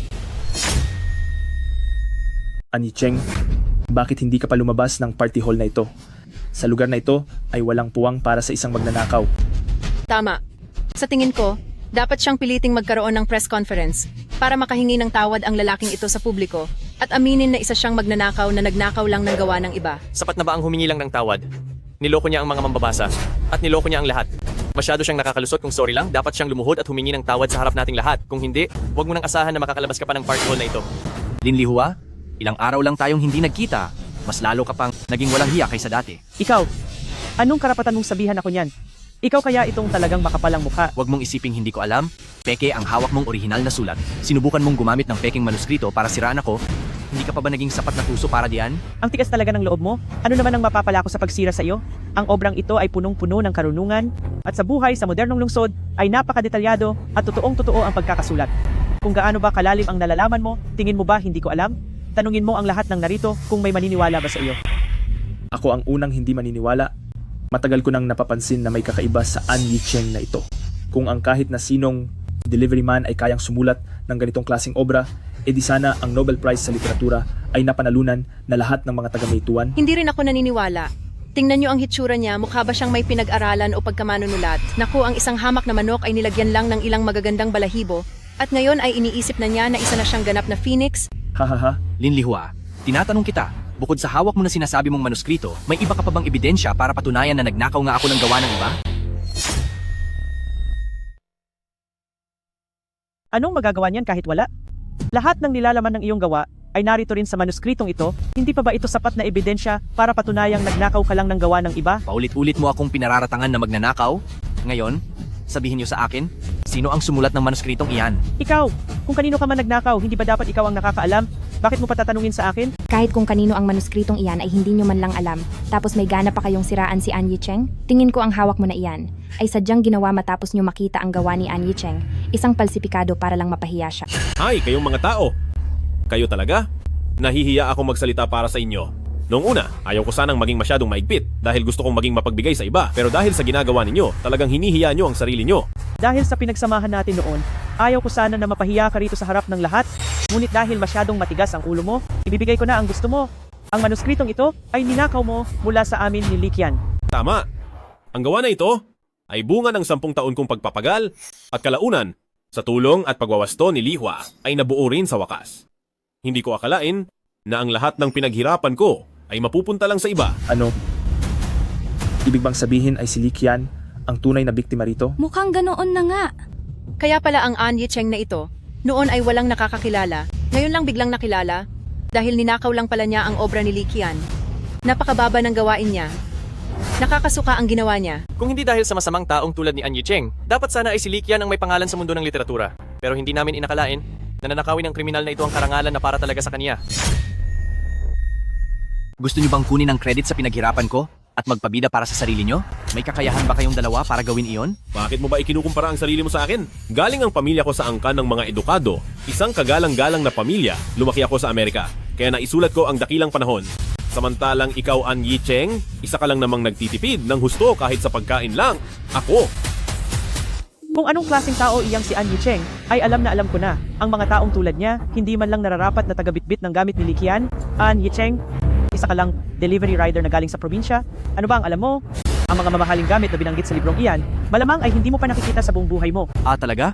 Ibig sabihin, sa tingin niyo, nagsisinungaling lang ako? Sinong hindi nakakaalam na ikaw, Anyi Cheng, ay dati lang na delivery rider? Siya ay nag-aral pa sa Amerika. Ang kalaman at karanasan niya ay hindi mo man lang kayang pantayan. Tama ang sinabi mo. Ang obrang gaya ng dakilang panahon ay imposibleng naisulat lang ng isang tulad niyang delivery rider. Siguradong kinopya lang niya ang gawa ni Likian dahil hindi kailanman mangungopya si Likian sa kanya. Malas naman ni Likian dahil sa makapal na mukha ng taong ito. Talagang napakasaklap niyan. Guys, Siya ang tipo ng tao na wala nang mawawala pa, kaya huli man siya sa panggagaya? Anong mapapala natin? Wala siyang silbing tao. Maaaring wala akong marangyang pinagmulan, pero kailan pa naging basihan iyon sa pagsusulat? Bakit? Kailangan na rin ba na minamana ang pagiging isang manunulat? Ang anak ng mayaman ay tawag ay rich second generation. Anak ng artista ay magiging star din. Kaya ang anak ng isang mahirap, natural na mahirap din gaya mo. Gusto mo bang gamitin ang maduming paraan para lang mapabilang sa grupong ito? Sinasabi ko sa iyo, malabong mangyari iyon. An Yicheng, tanggapin mo na ang kapalaran mo. Wala kang pag-asa. Ang tunay na hangganan ng buhay ay ang pinagmulan mo sa sinapupunan. May mga bagay na kapag wala ka sa iyong pagkapanganak, sa huli ay talagang wala ka pa rin. Kung pipilitin mong makisali sa mundong hindi para sa iyo, pagdating sa huli, tiyak na masasaktan at mahihirapan ka lang. Ang tao dapat ay kilala ang sarili. An Yicheng, huwag ka nang magmatigas. Magdaos ka na agad ng press conference. At aminin na ang Great Era ay kinopya lang kay Li Qian. Sa ganoong paraan, hindi ka na namin lalong pananagutin. Mukhang pinapayuhan mo lang ako? Naibigay na lang ng kusa ang sarili kong gawa kay Li Qian. Sa harap ng maraming tao, maliwanag na kinukuha niyo ang bunga ng hirap ko, hindi pa ba kayong dalawa sapat na walang hiya? Pinaghandaan ko ang gawang ito sa loob ng mahabang panahon. Ibinuhos ko ang buong puso ko rito. Plano ko sanang ayusin pa ito para maging perpekto hanggat maaari, pero sa pagkakataong iyon, nang ilabas ang gawa ni An Yicheng nang biglaan, nagulat na lang ako nang matuklasan na ang gawa niya at ang gawa ko ay may 80 hanggang 70% pagkakapareho. Si An Yicheng ay walang konsiderasyon na galing ito sa hirap ng iba. Inunahan niya kaming maglabas para lamang mangagaw, napakatuso niya. Sobra na ito. Nasaan na ang katarungan? Dahil sa mga taong tulad ni An Yicheng na nagpapasama sa grupo, kaya nagkakagulo sa ating mundo ng literatura.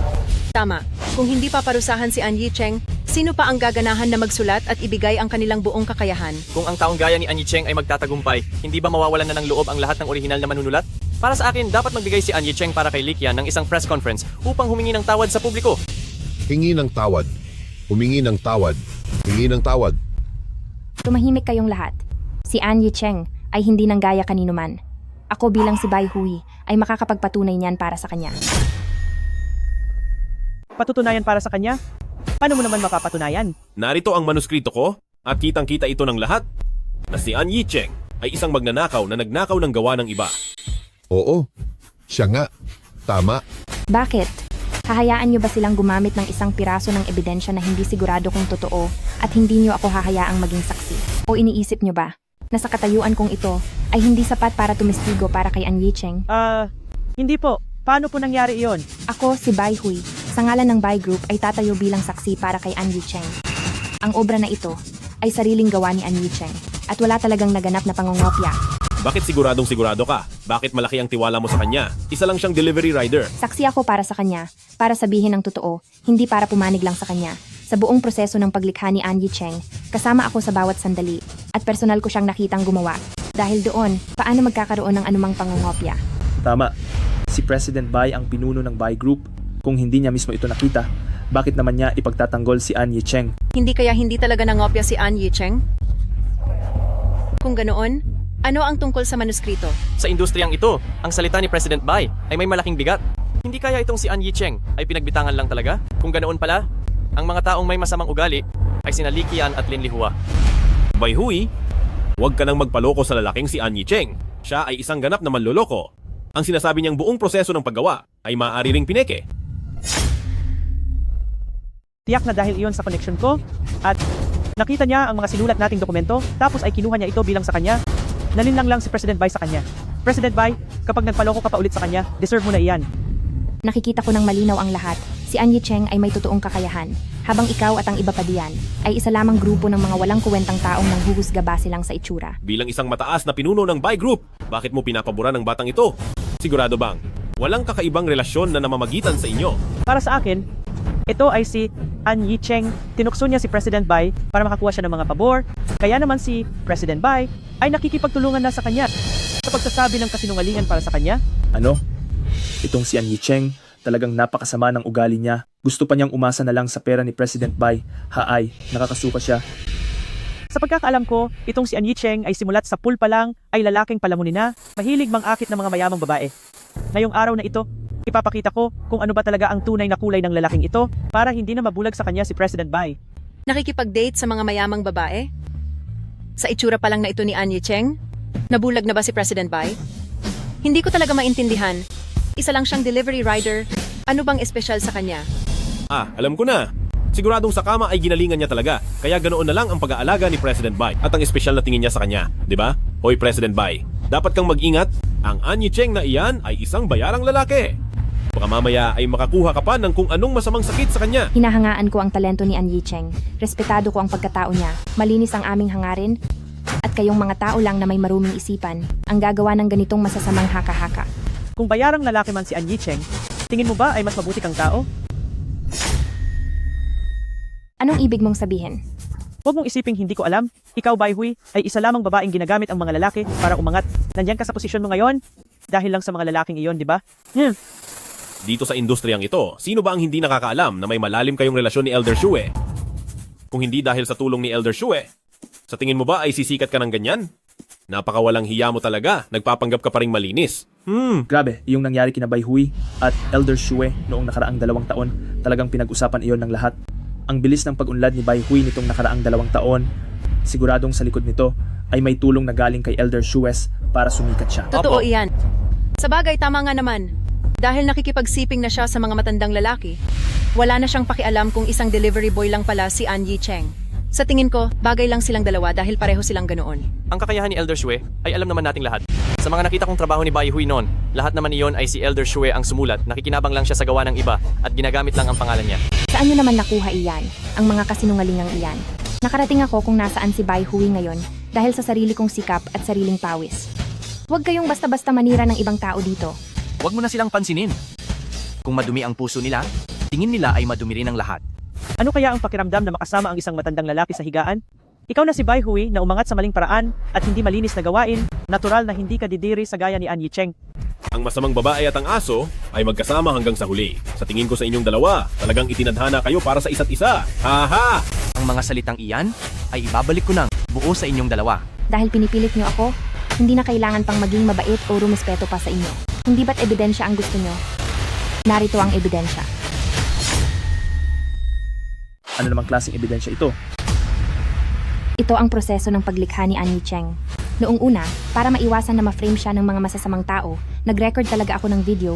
Hindi ko akalain na magagamit ko pala ito. Talagang ito ang proseso ng paglikha ni An Yicheng, pati ang pangangalap ng materyales. Malinaw na malinaw ang pagkakarecord. Hindi ko akalain na malayo sa pagiging tila walang alam sa buhay si An Yicheng sa labas, ay mayroon pala siyang tunay na talento. Ang kakayahan ko ay higit pa riyan. Linliwa, kayong mga taong mapagsamantala sa iba at sunod-sunuran lang sa uso, tingnan nyo itong mabuti, simula pa lang ito, sa susunod, pasusukuin ko kayo sa harap ko. Mapapatunayan ko na ba ngayon ang kawalang sala ni An Yicheng? Hindi ko alam kung saan galing ang mga manuscript na ito, pero ang totoo ay hindi kailanman magiging peke, at ang peke ay hindi magiging totoo. Ano man ang mangyari, hindi ko papayagang gamitin nyo ang mga walang basehang bagay na ito para siraan at paratangan si An Yicheng. Sino ang mag-aakalang ang mga tunay na makapalang mukha ay ang magkapares na ito? Tingin ko naiinggit lang sila kay An Yicheng sa dami ng narating nito sa murang edad, kaya sila gumawa ng ganitong masamang pakana. Ang gagawin nito ay hindi lamang sisira sa reputasyon ni An Yicheng, kundi mananakaw pa nito ang mga pinaghirapan ni An Yicheng. Napakasamang hangarin nga talaga. Isang video lang naman yan. Paanong naging ebidensya iyan? Sa abilidad mo, President Bai, madali lang gumawa ng peke na video na katulad nito. Para sa akin, guilty lang talaga sila. Dahil bakit sila maghahanda sa simula pa lang ng ganitong uri ng video? Nagawa mo pang magsinungaling. Hindi ka talaga aamin hanggang sa mahuli ka na. Ipapakita ko sa lahat ngayong araw kung sino talaga ang may masamang balak. Ano ito? Ano ito? Siguradong mas alam mo ito kaysa sa akin. Anong kasunduan ang ginawa mo kay Li Bowen? At kung paano ibinigay ni Li Qian ang mga tanong sa iyo? Hindi mo ba talaga alam? Paano mo nakuha ito? Ibigay mo sa akin. Brother Bowen? Sinamahan naman kita ngayong gabi. Hindi mo ba pwedeng ibigay sa akin kahit kaunti ang mga tanong para sa pinakamalakas na tycoon? Dapat mo muna akong pagsilbihan ng mabuti. Hindi naman mahirap iyon. Hindi! Dapat kaming dalawa ang pagsilbihan mo ng mabuti. Kapag magaling ka, ang pagkapanalo sa pinakamalakas na tycoon, ibibigay na namin agad sa iyo. Salamat Brother Bowen, salamat sa aking Kuya Qian. Napakabuti niyo talaga sa akin. Ano pang hinihintay mo? Honey, bakit hindi ka pa maupo rito? Brother Bowen, ang sama mo talaga. Nakakadiri namang pakinggan. Mukhang ang gumagamit ng katawan para lang umangat ay ibang tao pala. Kaya naman pala ibinigay ni Li Bowen sa masamang babaeng ito ang mga tanong. Nagawa pa nilang siraan si An Yicheng. Napakawalang hiya. Bilang isang guest ang Likian na ito, binibigyan pa niya ng pabor si Lin Lihua. Masyado palang marumi ang laro dito sa pinakamalakas na tycoon.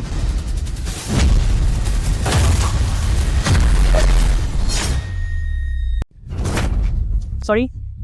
Pasensya na. Nagawa ko lang iyon dahil nawala ako sa sarili ko. Mali ako. Alam kong nagkamali ako. Yi Cheng, hindi mo naman kayang maging ganoon kalupit. Nailantad ang ginawa ko, di ba? Humingi rin ako ng tawad. Nawala lang din ako sa tamang pag-iisip kaya ko lang iyon nagawa. Nakikiusap ako, huwag na huwag mong sasabihin ang tungkol dito kung hindi ay mawawasak ang buhay ko. Ngayon alam mo na ang pagkakamali mo? Huli na ang lahat? Hindi na muling lalambot ang puso ko sa iyo. Kung ayaw mong mangyari sa iyo, huwag mong gagawin sa iba. Noong pinagtulungan ninyo at biniyaran si Annie Cheng, bakit hindi ninyo naisip na darating ang araw na ito? Akala ba ninyo ay dapat lang si Annie Cheng ay maparatangan ng ganoon at dalhin ang masamang dungis sa kanyang pangalan? Pakiusap, nagmamakaawa ako. Bigyan niyo pa ako ng isang pagkakataon. Yi Cheng, ayaw ko talagang mawala ang reputasyon ko. Napakawalang hiya mo rin pala. Hindi lang dahil sa tinalikuran mo ako. Ngayon ay gusto mo pa na pagtakpan ko kayo? Ang babaeng katulad mo, bigyan man kita ng 10,000 pagkakataon, ay hinding-hindi ka na magbabago. Manampalataya ka uli sa akin sa huling pagkakataon? Ang tagal din nating magkasama, hindi ba karapat dapat iyon para pagkatiwalaan mo ako ulit? Talaga bang alam mo ang iyong pagkakamali? Tingin ko ay hindi.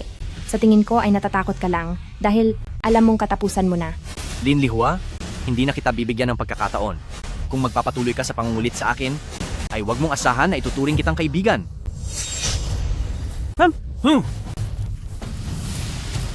Sinasabi mo na ang lahat ng iyan at nagpapanggap na ikaw ang tama, pero naakit ka lang naman ng walang hiyang babaeng ito, hindi ba? Kayong dalawa na walang dangal. Kapag nangahas kayo na ang bagay na ito ay inyong ibunyag, tinitiyak ko na pagbabayarin ko kayong dalawa. Kayo, bakit niyo ako pinalilibutan? Umalis kayo, bilis. Umalis kayo. Hoy, bawal kumuha ng litrato. Sabi ng bawal kumuha ng litrato. Kapag may kumuha pa, idedemanda ko na kayo. Miss Lin Lihua, ayon sa nakalap naming balita mula sa isang source, ikaw at si Li Qian sa programa ng The Strongest Brain ay nasangkot daw sa mga maduming transaksyon para lang sumikat. Tungkol sa isyong ito, mayroon ka bang gustong sabihin? Mr. Li Qian, bilang isang guest sa programa, ay binigyan mo raw ng espesyal na pabor si Lin Lihua, hindi ba't malaking paglabag ito sa mga patakaran ng show? Pareho rin kayong pinaparatangan na nanirang puri kay Ginoong Yi Cheng at pagnakaw daw ng kanyang mga gawa. Ang nilalaman ba ng inyong mga unang gawa ay maaari ninyong isa publiko? Layas, lumayas kayo. Huwag niyo itong ilalabas. Bawang kasinungalingan ng mga ito. Hindi totoo ang balitang iyan. Hinto na ang pagkuha ng litrato. Tumigil na kayo. Tungkol naman sa mga audio at video ni Miss Bai, ano ang masasabi ninyong dalawa? Sa ganitong gulo, magpapatawag ba si Mr. Li Qian ng isang press conference para linisin at para ipagtanggol ang inyong panig?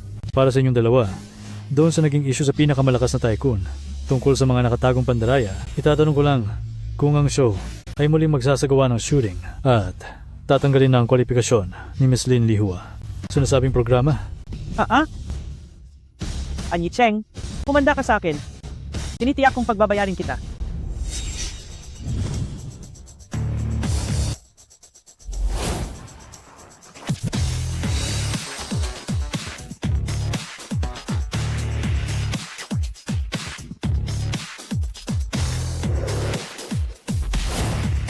Anong nangyayari rito? Bakit parang nagkakagulo rito sa banquet hall? Hindi ba si Elder Xue iyan na isang sikat na manunulat? Anong hangin ang nagdala sa kanya rito? Naku po, kilala si Elder Xue na mapag-isa at bihirang lumabas. Hindi ko akalain na sa buhay ko ay makikita ko siya sa personal. Ang pagpunta rito ay sulit na sulit talaga. Si Elder Xue, hindi ba siya yung palaging tumutulong kay President Bai? At may bali-balitang may relasyon sila bilang sugar daddy ni President Bai? Pumunta ba siya rito dahil kay President Bai? Diyos ko, nakaka-excite naman ito. Palihim na nagpapasuporta ang masamang babaeng ito sa isang lalaki at ngayong narito na ang benefactor niya, tingnan natin kung ano ang gagawin niya. Mukhang mabait at kagalang-galang si Elder Xue pero napakalupit daw ng kaniyang mga paraan. Siguradong tapos na silang dalawa ngayon. Sir Uncle Xue, bakit po kayo napadpad dito? Kung hindi pa ako dumating, baka tuluyan na akong masangkot sa chismis kasama ang sarili kong pamangkin. Maagang nawala ang tatay mo. Kaya hindi ko inakalang ang pagsuporta ko sa sarili kong pamangkin ay pagmumulan pa ng mga malisyosong sabi-sabi. Pamangkin pala ni Elder Xue ang Bai Hui na iyon. Kung ganoon pala, hindi nakamit ni President Bai ang kaniyang posisyon sa maling paraan. Sabi ko na nga ba, hindi ganoong klase ng tao si President Bai. Siguradong may naninira lang sa kaniya. Alam nating lahat na tanyag ang pamilya ni President Bai, pero hindi ko akalaing ganoon sila kapangyarihan. Isipin mo, si Elder Shue pala ay kamag-anak ni President Bai. Ikaw ba si An Yicheng? Opo, ako nga po. May maipaglilingkod po ba ako sa inyo, sir? Nabasa ko na ang iyong mga gawa. Maganda ito. Kahanga-hanga ang mga kabataang gaya mo. Naparito ako dahil gusto kong makipag-collaborate sa iyo. Ano? Matagal nang hindi nagpapakita si Elder Shue. Hindi ko akalain na sa pagbabalik niya ay mahahanap niya agad si An Yicheng. Kahit gaano pa kahanga-hanga ang unang gawa ni An Yicheng, kumpara sa mga nakamit ni Elder Shue, walang-wala yan sa kalingkingan niya. Sino ba siya para mapansin at pabalikin si Elder Shue? Isa lang siyang baguhang at sumisikat na manunulat. Ang ganitong kalaking oportunidad na ibinigay sa kanya ni Elder Shue, kaya niya bang panindigan? Ang makatrabaho po si Elder Shue ay isang malaking karangalan para sa akin. Nagugustuhan kita bilang isang kabataang manunulat. Madalas ka ring nababanggit ni Xiaohui sa akin. Sa tingin ko, ang mga gawa mo ay may kakaibang perspektibo. May lalim ang mga opinyon mo. May potensyal ka.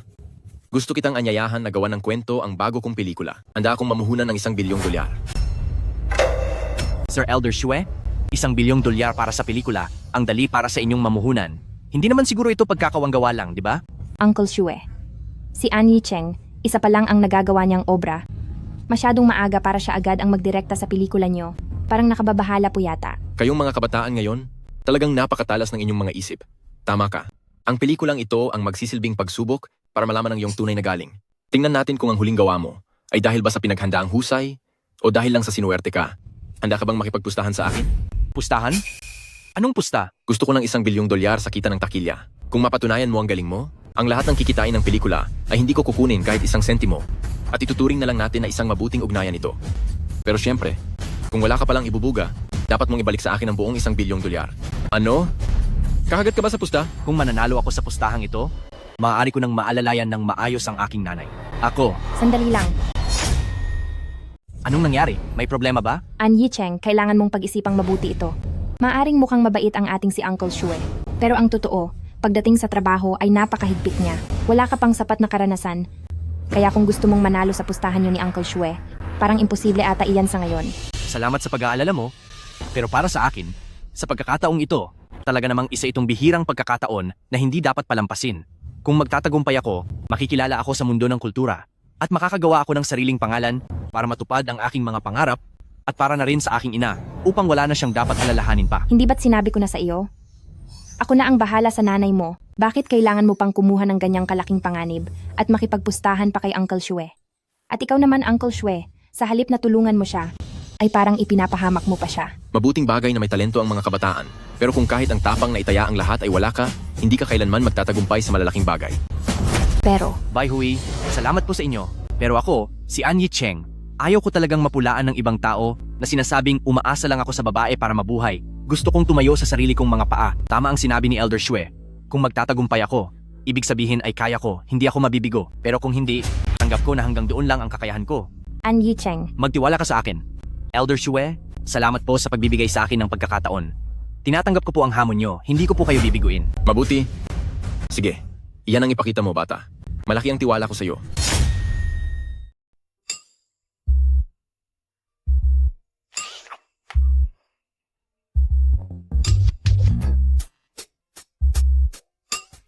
Hay, sige.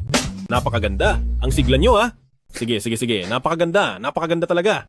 Yung pose mo kanina, mahusay iyon, haha. Walang binatbat ang pelikula ni An Yicheng. Ang pelikula natin, ang magiging pinakasikat sa takilya ngayong taon.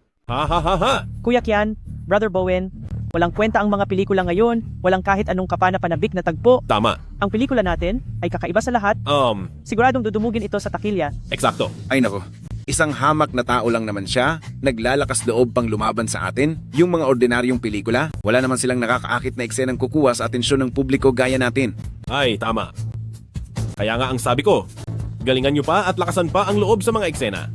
Kapag masyado kayong mahinhin, paano magugustuhan iyan ng mga manonood? Ha. Halina kayo, bilisan nyo ang pag-shoot.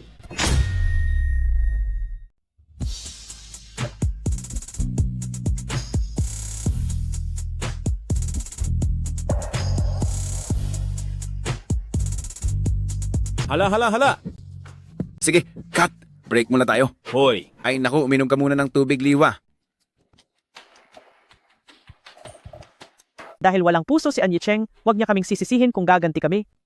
Gusto niya ba akong sirain? Siguradong magagawa nating pagbayarin siya. Gusto niyang tanggapin ang pustahan na iyon ni Elder Shue, pero hindi niya man lang tinitingnan kung may kakayahan ba talaga siya. Iyang si An Yicheng, asahan na niyang mawawala ang lahat sa kanya, pati na rin siya, at ang kanyang masakiting ina, walang makakaligtas sa kanila.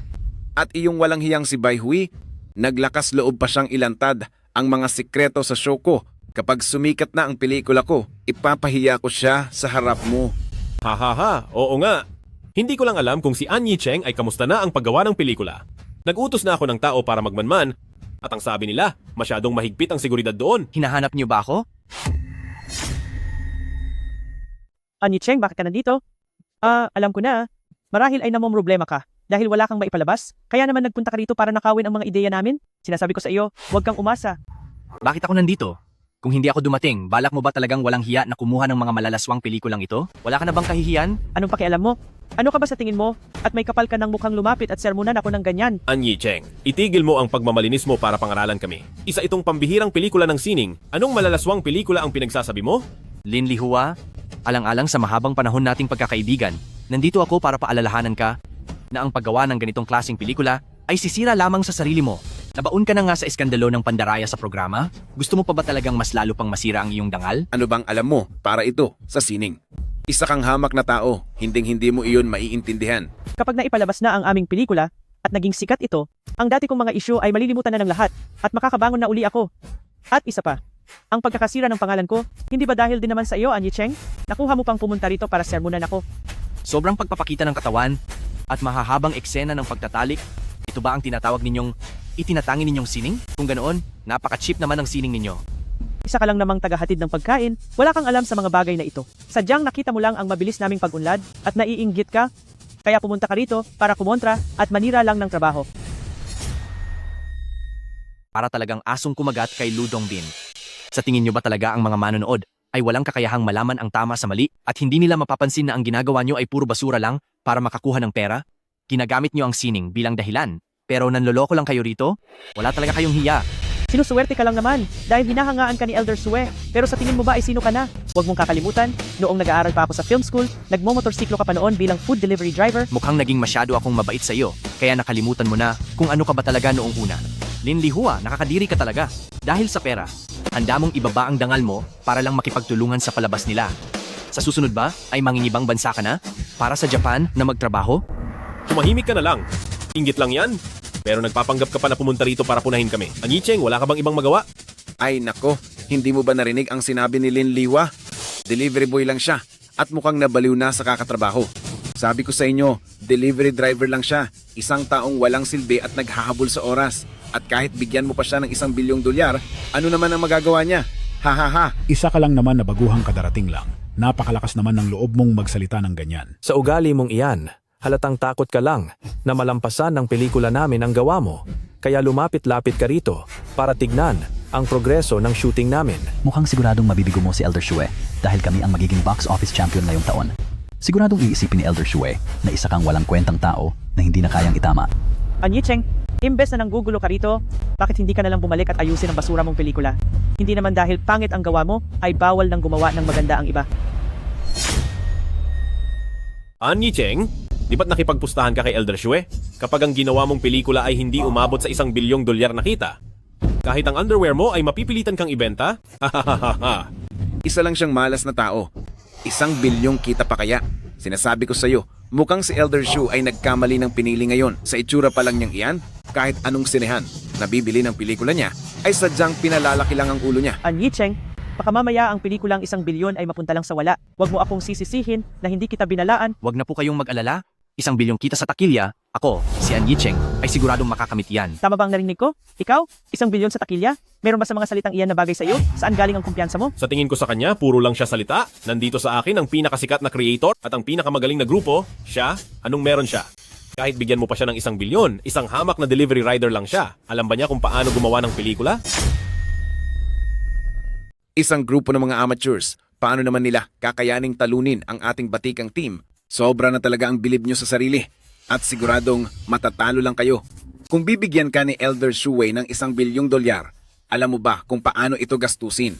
Itong malaking pagkakataon na dumating sa'yo, tingin ko ay hindi mo rin kayang panghawakan. Basurang tao ang gagawa ng basurang pelikula, Naaawa talaga ako sa mga mata ng mga manunood. Pinapayuhan kita na bumalik ka na doon para asikasuhin ang basurang pelikula mo. Baka sa huli, kapag kumikita na ng malaki ang pelikula namin, ikaw ay naririto pa rin at naghahanap pa rin ng mga tauhan. Salamat sa inyong babala, subalit, ang dahilan kung bakit nakapasyal pa ako rito ay dahil ang pelikula ko ay tapos na sa filming. Siguradong mananalo na ako, kaya natural na may oras ako upang silipin naman ang inyong ginagawa. Shoot, tapos na ang shoot. Para sa pelikulang nagkakahalaga ng $1 bilyong, natapos mo lang sa loob ng 2 buwan. An Yicheng, sino ba ang niloloko mo rito? Pinapahiya mo lang ang sarili mo. Kapag natapos mo na ang pelikula mo, luluha ako sa harap mo at tatawagin kitang ama. Alam mo ba kung anong klaseng halaga ang $1 bilyong? Tama siya. Sa tingin ko, ang husay mo talaga, ang lakas mong magmayabang hanggang langit. Sa mga kagaya niya na walang karanasan sa mundo, hindi na natin kailangan pang pumatol, hindi ba? Sa tingin ko ay problemado ka lang, hindi mo na alam ang gagawin, kaya pumunta ka rito sa set namin talang magnakaw ng idea. Hoy, ikaw, itapon siya palabas dito. Nagnanakaw ng idea? Ako si An Yicheng at hindi ko kailangan ng inyong minadali at walang kwentang pelikula. At sasabihin ko rin sa inyo, ang pelikula ko ay gumamit lang ng $10 milyong bilang production budget, isang low-budget film ito. Ang natitirang pera ay naibalik ko na kay Elder Shue. Oh, tingnan nyo, hindi ba't sinabi ko na? $1 bilyong na investment. Binigay kay An Yicheng. Alam ba talaga niya kung paano gumawa ng pelikula? An Yicheng, binibiro mo ba ako? Huwag ka nang magpatawa rito. Kung wala ka namang kakayahan, huwag kang kukuha ng ganito kabigat na trabaho. Tiyak na nagsisisi na si Elder Shue ngayon sa pakikipagtulungan sa iyo at sa pag-invest sa pelikula mo. Dahil ito na ang magiging pinakamalaking pagkakamali sa kanyang karera. Kung ganoon, gusto niyo bang makipagpustahan? Pusta? Anong itataya natin? Pustahan tayo sa kikitain ng pelikula ko. Kapag nanalo ako, luhod kayo at hihingi ng tawad sa akin. Kapag natalo naman ako, bahala na kayo kung anong gagawin sa akin. Sige, pumapatol ako sa pusta mo. Kung ang pelikula mo ay kikita ng $1 bilyong, hindi lang pagluhod, kahit na gumapang pa ako sa gitna ng iyong mga binti ay gagawin ko. Masyado pang mababa ang $1 bilyong. Kakatapos lang ng shooting ng Anida ko, sa tingin ko kaya nitong kumita ng $10 bilyong.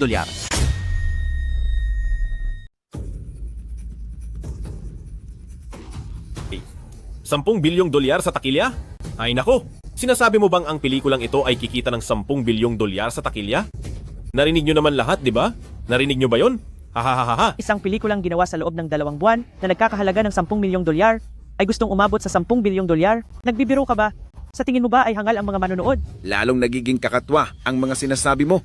Sinasabi ko sa iyo, An Yicheng, sadya ka bang pumunta rito sa aming film set para lang ipahiya ang sarili mo? Maniniwala man kayo o hindi, wala akong pakialam. Malakas ang tiwala ko sa aking gawa. An Yicheng, naniniwala ako sa iyo. Siguradong magiging isa kang makasaysayang katatawanan sa mundo ng pelikula. Lahat ng mga pelikulang pumatok sa takilya, hindi ba't ang lahat ng iyon ay may malaking puhunan at produksyon? Ang asamin na malampasan ang mga klasiko gamit ang isang low-budget na pelikula ay isang malaking panaginip. Kahit ang Elder Shue, hindi mangangahas na magyabang ng ganyan. Ang pelikula ng isang baguhan ay kadalasang hindi man lang pinapansin, ngunit ikaw na isang walang muwang na bata ay nagagawa pang magyabang ng husto. Gusto kong makita, kapag naipalabas na ang pelikula, kung gaano ka kakahiya pagkatapos mapatunayan na mali ka. Nagkaroon ka lang ng konting tagumpay, naging mayabang ka na agad? Isang direktor na galing sa pagiging ordinaryong delivery boy, ano namang maganda ang kaya mong gawin? Talagang hindi mo alam ang iyong limitasyon. Ang yabang mo, parang puputok na ang mga pinagsasabi mo. Dapat sa isang tao ay marunong kumilala sa sariling kakayahan. Pero halatang, hindi mo naiintindihan ang bagay na iyon. Ganito na lang, ngayon din, lumuhod ka sa harap ko at humingi ng tawad at baka sakaling bigyan pa kita ng pagkakataon at patawarin ka na lang.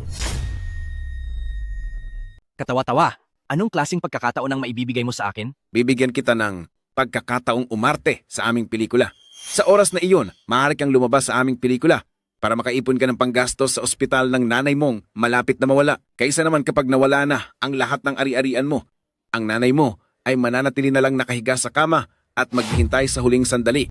Sandali, alam kong may isang role na babagay talaga sa kanya. Dito sa ating pelikula, may role para sa isang delivery rider, tiyak na magagawa niya ang gampanin ng mahusay. Totoo yan. Naku, wala nang mas babagay pa kaysa sa kanya para sa role na iyon. Kailangan pa ba niyang umarte? Sarili niya lang ang ipapakita niya riyan. Sino ang makakapagsabi? Baka mamaya, maging sikat pa siya ng kaunti. Wag na. Sa aking Anida, malaki ang tiwala ko. Hindi ko papatulan ng mga taong kagaya ninyo. Isang taong sanay sa hirap at delivery rider lang at ngayon ay nagkukunwari pang mataas ang dignidad. Sige, tingnan natin kung hanggang kailan mo kakayanin yan. Ang mga mayayabang na salita ay mabuting wag muna sabihin sa unahan. Pinapayo ko sa iyo, isipin mong mabuti. Dahil kahit papaano, kung matalo ka sa pusta kay Elder Shue, hindi Hindi ka naman ganoon kadehado. Man lang, maaari ka pa rin maging isang hamak na extra. Pinapayuhan kita, huwag ka nang magpanggap na mayaman. Kapag natalo ka sa pusta, ang dangal at mukha mo ay parehong mawawala. Doon, totoong kaaawaan kita. Hindi nyo na kailangang mag-alala. Kayo, mas mabuting pagbutihin nyo ang paggawa ng inyong mapangahas na pelikula tungkol naman sa resulta pagkatapos ipalabas ang pelikula, doon na tayo magkaalamang lahat.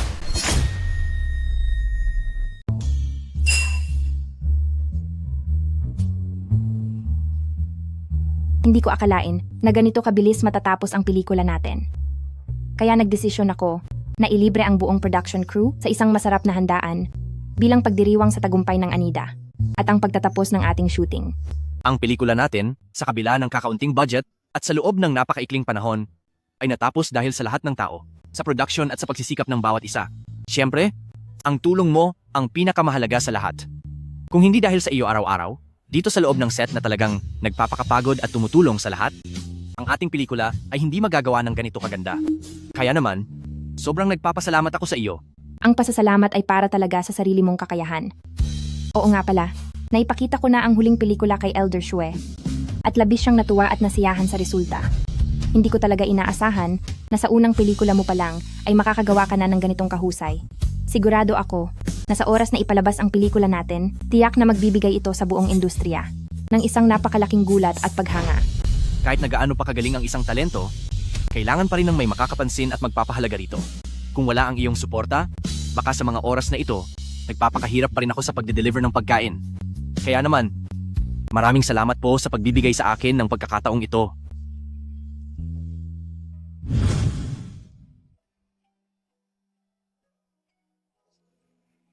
Dahil nagpapasalamat ka sa akin, paano mo ba balak na suklian ito?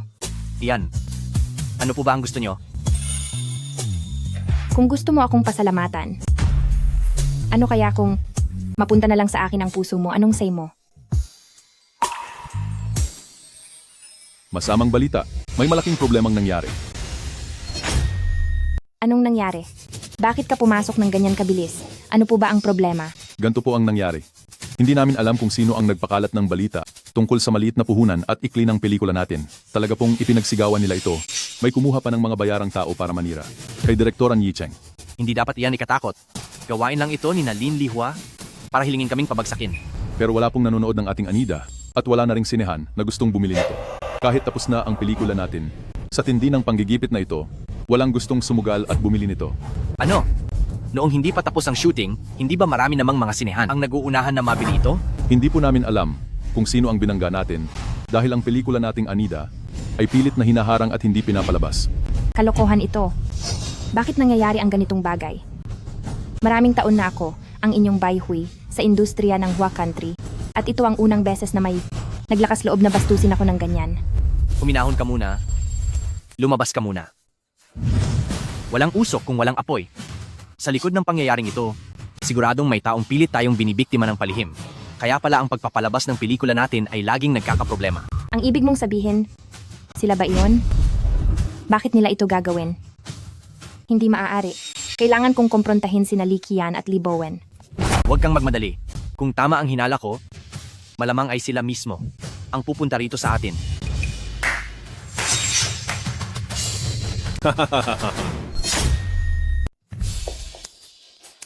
Hahaha. An Yicheng, mukhang matalino ka naman. Naparito ako ngayong araw para lang personal na batiin ang inyong thread. Sayang ang pelikulang pinaghirapan nyo na hindi naman maipapalabas. Yung pakiramdam na ang lahat ng paghihirap ay napunta lang sa wala. Kumusta naman yun? Kayo nga ang may pakana ng lahat ng ito. Para lang malampasan nyo si An Yicheng, ay gagawin nyo na talaga ang kahit anong masamang paraan. Hahaha. An Yicheng, hanggang ngayon ba ay nangangarap ka pa rin na kumita ng 10 bilyong dolyar sa takilya at maging matagumpay ang iyong pelikula? Ano? Sinasabi ko sa iyo, huwag mo na iyong asahan. Dahil ang pelikula mo ay hinding-hindi, kailanman maipapalabas. Natatakot lang kayo? Takot kayo na malampasan ko ang record niyo sa takilya? Kaya gumagamit kayo ng mga ganyang kaduming paraan. Hindi nyo lang talaga matanggap ang pagkatalo, di ba? Ang inyong mga paraan ay masyado talagang mababa. Yung mga bagay na kinuhaan ni An Yicheng, hindi namin hinayaang maipalabas para na rin ito sa ikabubuti ng mga manonood. Isa ka lang namang pobreng delivery rider, wala kang anumang koneksyon, at nangangarap ka pang maging isang sikat na direktor. Sinasabi ko sa iyo, maraming paraan si Kuya Qian para hindi mapanood ang pelikula mo dahil may kakayahan siyang gawin iyon. Maraming paraan si Kuya Qian para hindi ipalabas ang pelikula mo. May kakayahan siyang gawin iyon. An Yicheng, sa mundong ginagalawan natin ngayon, kapag wala kang pera o koneksyon, baliwala ka lang. At ikaw ang baliwalang iyon. Naintindihan mo ba? Ha ha ha ha ha. Kaya pala, mula pa sa simula, wala ka talagang balak na makipaglaban ng patas. Gamit ang mga maruming paraan na ito, pinipigilan mo ang pelikula ko para wala akong tsansang magtagumpay. Iyan ang talagang plano mo simulat sa Hindi ka naman pala ganoon kahangal. Tama ka? Pero ano naman ang magagawa mo? Hamak ka lang na delivery man. Hindi ko hahayaang malamangan mo kaming lahat. Tamang-tama ang pagpunta ko rito. Nandito na naman ang mga kabataang gaya nyo. Ayos, nagkakagulo. At nag-iingay na naman dito. Masyado kang matapang. Naglakas loob ka pa sa mismong harap ko na magkaroon ng ganitong masamang intensyon at gumamit ng ganitong maruming paraan. Elder Shue, away lang po ito ng aming henerasyon. Bakit kailangan nyo pa pong makialam? Tama po siya, Elder Shue. Nagbibiruan lang po kaming mga bata. Biro lang po talaga lahat. Ang alitan ninyong dalawa ay wala akong pakialam. Zero. Nakita ko na ang mga gawa niya. Hinahangaan ko ang mga obra niya. At handa akong bigyan siya ng pagkakataong ipakita ang talento niya. Kung gagamit pa kayo muli ng madayang paraan at gagawa ng hindi patas na kompetisyon, huwag niyo akong sisisihin kung ang matandang ito ay maging malupit sa inyo. Opo. Salamat po sa pangaral, Elder Shue. Alam na po namin ang aming pagkakamali. Tara na. Uncle Zue, totoo po bang ang pelikula natin ay maaari nang ipalabas? Siyempre naman, kung ang obra ay maganda, hindi ako magdadalawang isip na bigyan ang mahusay na gawa ng pagkakataong makilala sa mundo. Salamat po, Elder Shue. Ipinakita na sa akin ni Xiaohui ang mga gawa mo. Napakaganda ng pagkakakuha. May talento ka talaga. Ngunit, ang pagpunta ko rito ngayon ay hindi para sa bagay na iyan. Kung hindi para doon, ano po ang pakay nyo?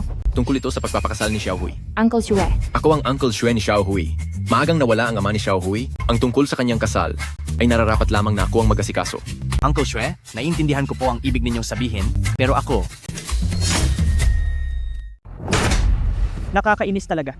Matapos ang lahat ng pagod na mapigilan ang gawa ni An Yicheng at huwag itong mailabas. Hindi ko alam kung bakit. Nakarating pa rin ito sa pandinig ng matandang Elder Shue na iyon. Hay nako. Sino ba naman ang mag-aakalang ang taong iyon na si An Yicheng ay magiging ganoon kaswerte na makuha ang atensyon ni Elder Shue? Siguradong gumamit siya ng koneksyon kay Bai Hui. Kung hindi, dahil sa palihim na pagtulong ni Bai Hui, paano siya mapapansin ni Elder Shue? Hemp! Isang walang kwentang umaasa lang sa iba? May gana pa siyang makipagsabayan sa akin? Papaalisin ko siya sa industriya. Ang matandang si Elder Shue naman ay masyadong makapangyarihan sa larangang ito. Mukhang determinadong protektahan ang An Yicheng na iyan. Wala tayong magagawa sa kanya sa ngayon. Anong gagawin natin? Hahayaan na lang ba nating lamangan at tapak-tapakan niya tayo? Hindi maaari. Na ang isang hamak na delivery driver lang ay hihigit sa atin, mas mabuting matapos na lang ang lahat. Wala na ba talagang paraan para mapigilan ang An Yicheng na iyan? Ngayon ba ay wala na talagang paraan para matalo si An Yicheng? Tungkol sa paraan, meron akong naiisip na isa. Subalit, kakailanganin ko ang tulong ninyong dalawa. Brother Bowen, ang talino mo talaga. Bilisan mo, anong paraan ang sinasabi mo? Halikayo, lumapit kayo ng kaunti. Ganito ang una nating gagawin.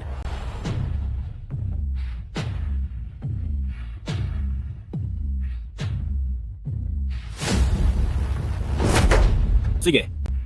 Napakahusay! Ang ganda ng naisip mong paraan. Kahit na maipalabas pa ang pelikula ni An Yicheng, wala pa rin siyang magagawa. Siguradong wala ring manonood niyan. Ha ha ha ha! An Yicheng, humanda ka. Ating tingnan kung sino ang magtatagumpay sa huli. salamat sa inyong pagpunta sa premiere ng Anida. Iyon ang punong direktor ng Anida. Napakabata niya talaga. Lampas 20 pa lang siya, pero nakakagawa na siya ng sariling pelikula. Maliwanag ang kinabukasan niya. Hindi lang ikaw ang nag-iisip niyan, pati si Elder Shue ay ganoon din. Dahil dito, sa kaniyang sariling programa, todo-todo niya nang ipininopromote ang bagong pelikula ni An Yicheng. Ngayon ang premiere ng pelikulang Anida, kapag ito ay naging matagumpay, itong direktor na si An Yicheng ay tiyak na aangat ang katayuan at magiging matagumpay at kilala. Salamat sa inyong lahat sa pagpunta at sa suporta at atensyon ninyo para sa Anida. Ang Direktor Ann kamakailan ay talaga namang punong-puno ng swerte. Bukod sa hinahangaan ka ni Elder Shue, ang una mong pelikula na Anida ay formal na ipalalabas simula ngayong araw. Napakabata pa niya, pero ang laki na ng kaniyang narating, tunay na matapang at magaling ang kabataan ngayon. Sabi nila, ipakakasal daw ni Elder Shue ang kaniyang pamangkin sa iyo. Hindi ko lang alam kung pumayag ka na. Ang pamangkin ni Elder Shue ay ang napakatanyag na presidente ng Bai Group. Ano bang pinagsasabi mo? Kung makuha mo ang loob ni Elder Shue at mapapangasawa mo ang napakagandang babaeng tulad ni President Bai, malalakpawan mo na ang 30 taon ng paghihirap, tanga na lang ang tatanggi roon. Mabi kayong lahat. Likian, Lin Lihua, anong ginagawa niyo rito? Isa itong awarding ceremony ngayon, huwag niyong sabihing nandito na naman kayo para manggulo? Dapat matuto kang tumanggap ng pagkatalo. Nandito kami para ipatupad ang sarili mong pusta. An Yicheng, yung pagyayabang mo, posible bang pati ikaw ay nakalimutan na ito? Hay, paano makakalimutan niyon? Tandaan niya ng malinaw ang lahat. Ang problema lang, talo siya sa pustahan natin at hindi niya lang matanggap ito. Pustahan?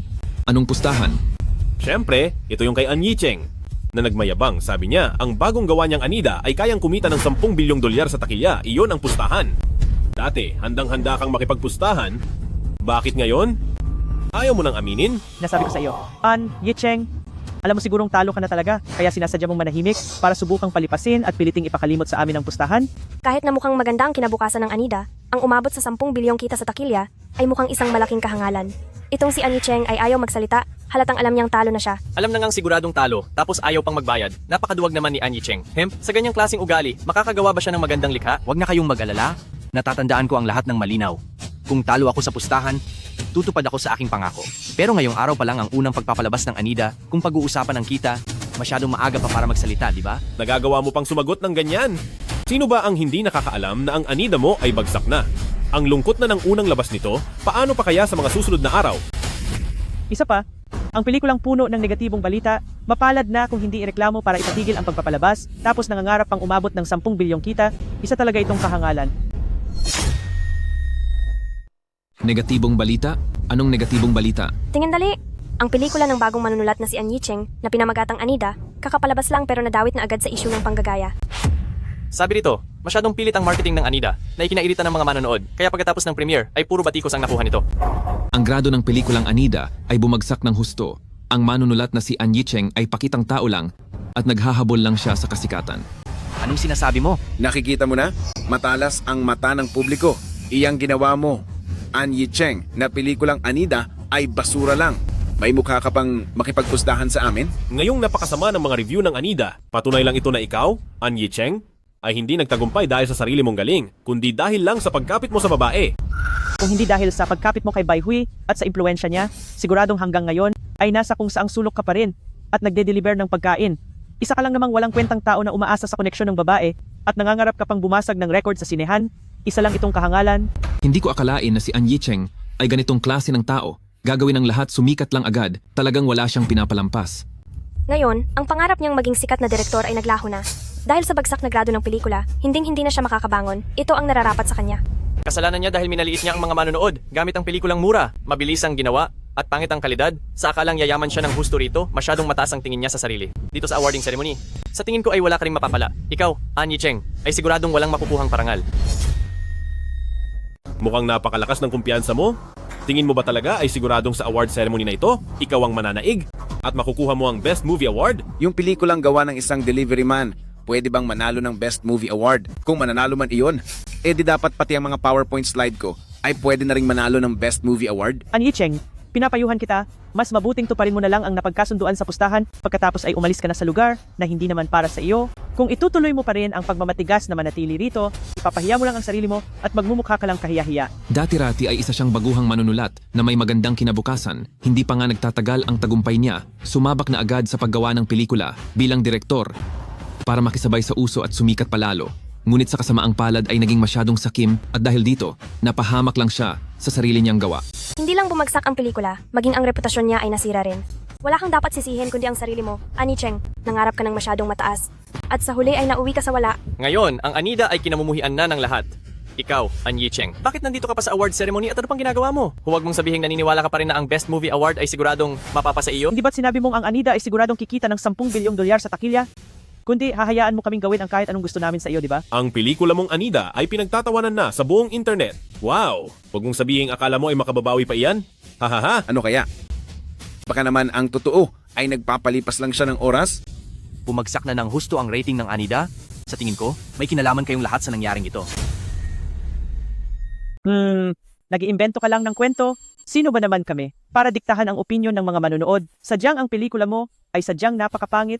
Kaya kahit gaano pa karaming marketing ang gawin nyo, hindi na mababago ang katotohanan na tulad mo, basura rin ito. Kung gusto mong bawiin ang pustahan natin, diretsuhin mo na lang ako. Hindi yung puro kapadaldal. Nakita na ng lahat ang mga review online. Kusa lang talagang nagbigay ng opinyon ng mga tao tungkol sa Anida. Ang mga review mula rito at sa ibang bansa ay pare-pareho lang. Ayaw nila. Naiinis sila, nagpapatunay lang na hindi talaga ito bagay na ipalabas sa malaking telon. Kahit alam ko na baguhan pa lang si An Yicheng at normal lang na mahirapan at maging hilaw pa sa paggawa ng pelikula, naiintindihan naman namin yon. Pero hindi pa man na ipalalabas ang pelikula ay kung ano-ano nang pinagsasabi mo at ngayon ay ayaw mo pang tuparin ang usapan sa sobrang sama ng ugali mo. Hindi ka karapat-dapat na mapabilang sa aming hanay sa industriya. Gusto mong makipagpustahan sa iba, pero nung matalo ay ayaw mo namang aminin. Sinasabi niyo bang hindi pa sapat ang kahihiyang ito? Kung ako sa'yo, wala na akong mukhang ihaharap? Bakit ang kapal pa rin ng mukha mong manatili rito? Hindi lang iyon ang ginawa niya. Hindi niyo ba narinig ang lalaking ito sa mga sinabi niya kanina? Ang ibig niyang sabihin, malinaw na sina Likian at Lin Lihua, sila ang nagpahamak sa kanya. Nakakatawa. Bakit naman namin gagawin iyon sa'yo? Ibig mo bang sabihin na lahat ng mga komentong ito sa internet ay sarili naming gawa-gawa lang? Sa pagsasalita at pagkilos, dapat ay may basehan na ebidensya. Ngayong wala kang basehang pinararatangan kami? Tingnan natin kung maniniwala pa ba sila sa'yo? Hindi kami naniniwala. Hindi. An Yicheng, umalis ka na rito sa awarding ceremony. Layas sa awarding ceremony. Layas sa awarding ceremony. Layas sa awarding ceremony. Layas sa awarding ceremony. Layas sa awarding ceremony. Layas sa awarding ceremony. Dahil lang sa ilang accounts, balak nyo nang ibintang sa amin ang malisyosong paninira na iyan? Nananaginip ka? Tungkol naman sa aming mga obra, na-nominate na ang mga ito para sa Best Film Award. Sigurado ako na sa gaganaping awards night, ang ating gawa ay tiyak na makukuha ang Best Film Award at ang karangalang kaakibat nito. Sa tingin ko, itong si An Yicheng ay alam na ang magiging resulta kaya nagsisimula na siyang magsalita ng kung ano-ano para subukan tayong lahat. Naidamay sa gulo niya. Sa kitid ng kanyang pag-iisip, talagang nagkamali si Elder Shue sa kanya. Sa ugali niyang iyan, kahit abutin ka pa ng 10 buhay, hindi ka makakalikha ng anumang dekalidad na obra at hindi ka magiging sikat na direktor. Dito lang ay sapat ng patunay na ang mga nakamit niya noon ay swerte lang para kay An Yicheng. Ngayong oras na para ipakita ang tunay na galing, ay lumalabas na ang tunay niyang kulay. Hahaha, kahit palagyan ng mga balahibo ang ligaw na manok, hindi pa rin ito magiging isang phoenix. Wala siyang pinagkaiba sa isang hangal na delivery rider lang. Kung hindi dahil sa kanila na nag-hire ng mga bayarang tao para siraan ang gawa ko, bakit ang ilan sa mga ito, ang mga accounts na nangunguna sa pambabash, ay puro lang naman mga bagong gawang account? Oo nga po.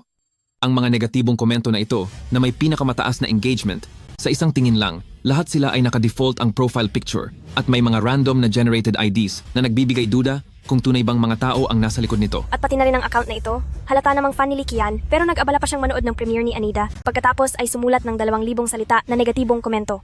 Malinaw na isa itong mapanirang basher. Pati rin ang mga komento na ito. Nakita ko na rin ang mga ito sa ibang mga comment sections na saktong parehong-pareho. Kung hindi ito gawa ng mga reklamador, ibig sabihin ay may nananadya talagang manira. Lahat kayo, huwag kayong maniniwala sa mga kwento ng walang hiyang ito. Kung anong klaseng tao itong si An Yicheng, ay alam na alam ko. Dati pa lang ay ganyan na siya. Isang masamang tao na mahilig manisi ng iba. Dahil nga doon, kaya kami naghiwalay. Si Lin Lihua pala ay dating girlfriend ni An Yicheng? Kaya naman pala si An Yicheng ay laging pinupuntirya sila dahil pala rito.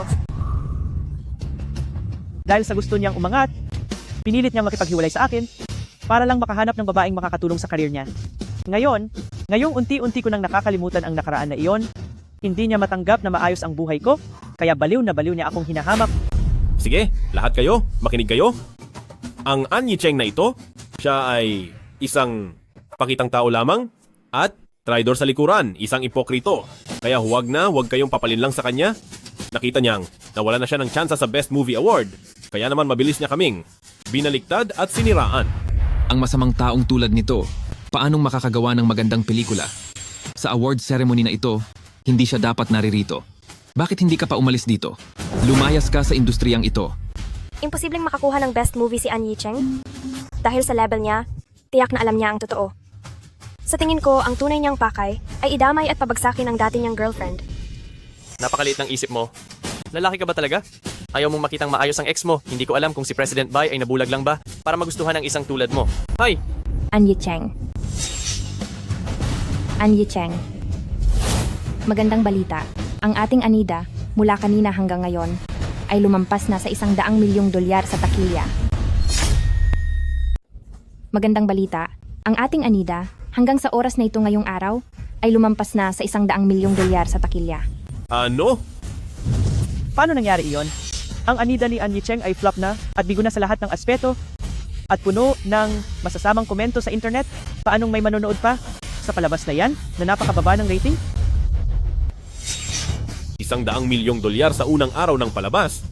Siguradong peke iyan. Siguradong peke iyan.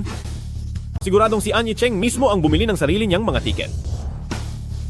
$100 milyong lang naman iyon. Si An Yicheng pa naman ay nagyabang at nagsabing aabot siya ng $10 bilyong sa takilya. Sa tingin ko ang pelikulang ito ay wala namang ibubuga sa huli. Tulad lang ni An Yicheng, ang kinita nito ngayon ang magiging hangganan nito. Makuha agad sa unang araw ng palabas ang $100 milyong. Parang masyadong kahina-hinala ito. Mahirap paniwala ang hindi. Minanipula ang bilang na ito. Si An Yicheng ay isa lamang delivery rider. Paano niya maiintindihan kung ano ang ibig sabihin ng $100 milyong sa takilya? Siguro dahil sa kamangmangan niya, kaya siya nagkakaganito. Ngayon na mismo ang seremonya para sa pinakamahusay na pelikula.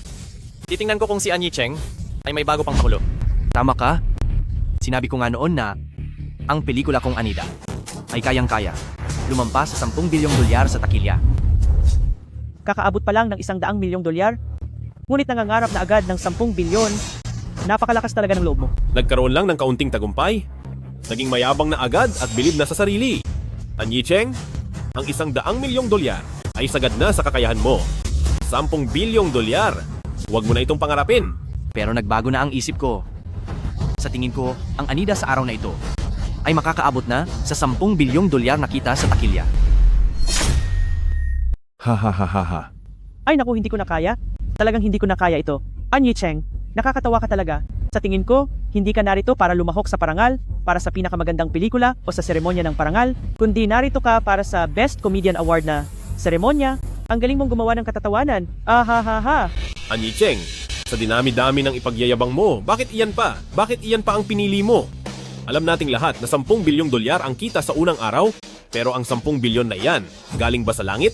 Mula ba iyan kay Tiandi Bank? Hahaha! An Yicheng, hindi ba't sabi mo, may kakayahan kang makuha ang $10 bilyong na kitang iyan? Pero bakit nagde-deliver ka ng pagkain ng mahigit 20 taon na? Ngayon, kahit anong kahambugan ay nagagawa mo ng sabihin. Kahit pa nakamit mo ang kakaunting tagumpay, mukha ka pa ring walang muwang at isang kaawa-awang talunan. Kala ko noong una si An Yicheng ay may kaunting talento, pero ngayon mukhang isa lang siyang walang kwenta.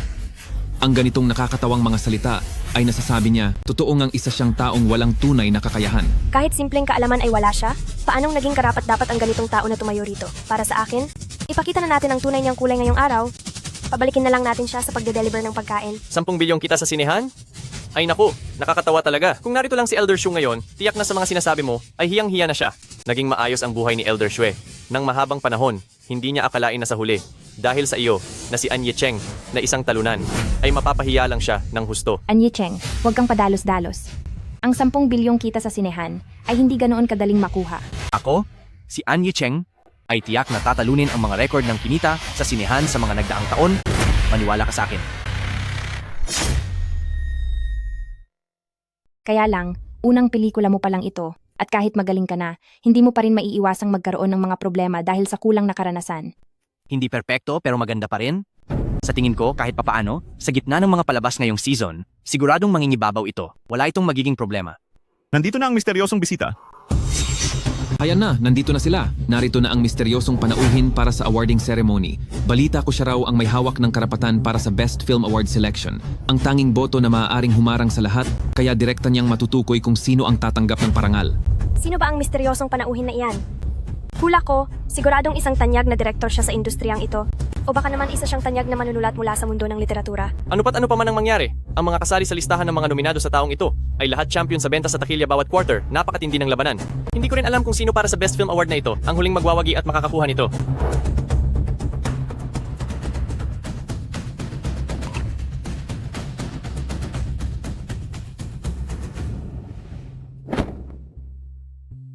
Uy, An Yicheng.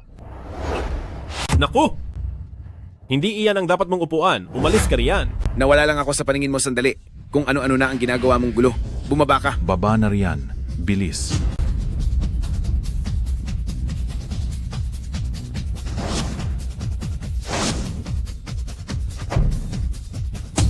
An Yicheng, napakatapang mo talaga. Nagawa mo pang maupo ng direkta sa mismong trono ng parangal para sa Best Film Award. Sir, kahit medyo mapangahas, pero sa tingin ko ang Anida ko ay may sapat na kakayahan at may karapatan para dito. Masyadong mayabang ang mga kabataan ngayon. At hindi iyan magandang bagay. Isang mahusay na likha ang Anida at isa ka ring bagong direktor na may malaking potensyal. Pero para sa parangal na best movie ngayong taon, wala kang karapatang makuha ito. Huwag mong isiping porke. Humanga sa iyo si Elder Shue ay espesyal ka na. Huwag kang masyadong bilib sa sarili mo. Ang Best Movie Award na ito ay hindi kasing simple ng inaakala mo. Pinayuhan ka ni Elder Shue dahil humahanga siya sa iyo. Hindi lang ikaw nagpapasalamat kay Elder Shue, kundi gumagawa ka pa ng ikakapahiya niya. Napakawalang utang na loob mong tao. Bumaba ka na nga riyan. Sino ka ba sa akala mo? Galing ka lang sa pagiging delivery rider at isang hamak na baguhan, tapos nangangarap ka pa ng Best Movie Award? Masyado kang ambisyoso. May lakas ka pa talagang pangarapin ng Best Film Award? Masyado kang ambisyoso, hindi mo naman kaya. Masyado lang siyang pinalayaw ni Madam Shue. Kaya siya nagkakaganyan ngayon, hindi na niya alam ang kaniyang lugar. Sa kompetisyong ito para sa Best Film Award, lahat sila ay mga blockbuster sa takilya. Ang Anida sa ngayon ay mayroon lamang $100 milyong sa takilya. Hindi man lang ito aabot sa pamantayan para makasali. Dahil alam mong nakakaabala ka, bakit hindi ka nalang bumaba dyan? Dahil kung hindi, kapag nagalit si Elder Shue, may pi-blacklist ka sa industriya. Kung ganoon, Senior Shue, ano kaya kung muli tayong magpustahan? Kapag ako ang nanalo, aaminin niyo po sa harap ng lahat na ang pelikula kong Anida ay may karapatang lumaban para sa Best Film Award. Ano po sa tingin niyo? Sino ka ba sa akala mo para magpustahan tayo ng ganoon lang? Oh? Mukhang kawili-wili iyan. Pumapayag ako. Tungkol sa pusta natin nung huli, kahit na sa ngayon ay hindi pa umaabot sa $1 bilyong ang kita sa sine. Pero ngayong araw ang unang pagpapalabas, siguradong makakamit din ang $1 bilyon. Kaya, tinatanggap ko nang nanalo ka. Sige, sabihin mo, kung anong pusta. Ngayon, tungkol pa rin sa kita sa sine. Kung ang kita ng Anida ko ngayong araw ay lumampas sa $10 bilyon, ibig sabihin ay papayag na kayo sa mga kondisyong sinabi ko kanina. Pero kung hindi, kayo na po ang bahala sa akin. Hahaha, matanda na ako. Ano naman gagawin ko sa'yo? Ganto na lang, nagugustuhan ko ang larong ito. Kapag natalo ka, kakailanganin mong umalis sa industriya ng sining panghabang buhay. Mukhang mabait at maawain si Elder Shue, pero sa totoo lang, mayroon siyang malupit na panig.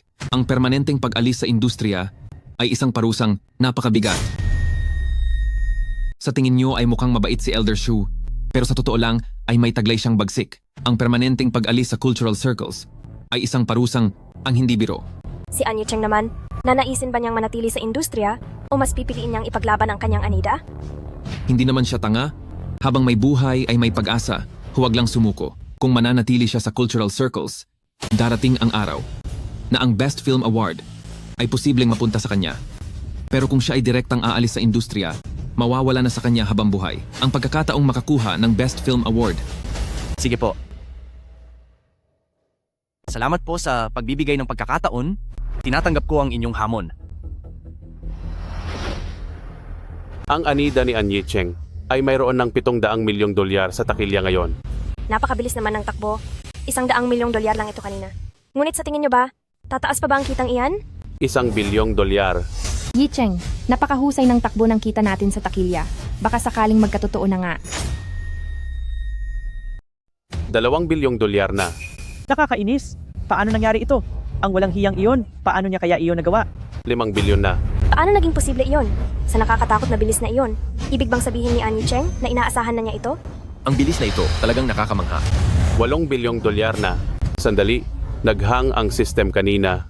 Anyi Cheng. Ang kasalukuyang kita ay $10 bilyon. Ito ay isang himala sa takilya. Imposible! Hinding-hindi iyan mangyayari. Hindi ako naniniwala.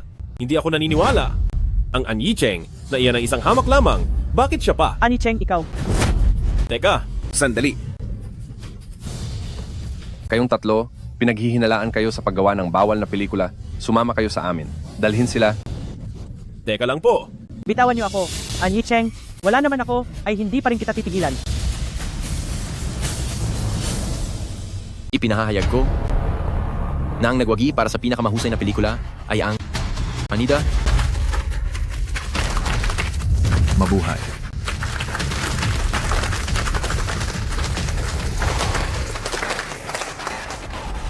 Ako si Anyi Cheng, isang delivery rider.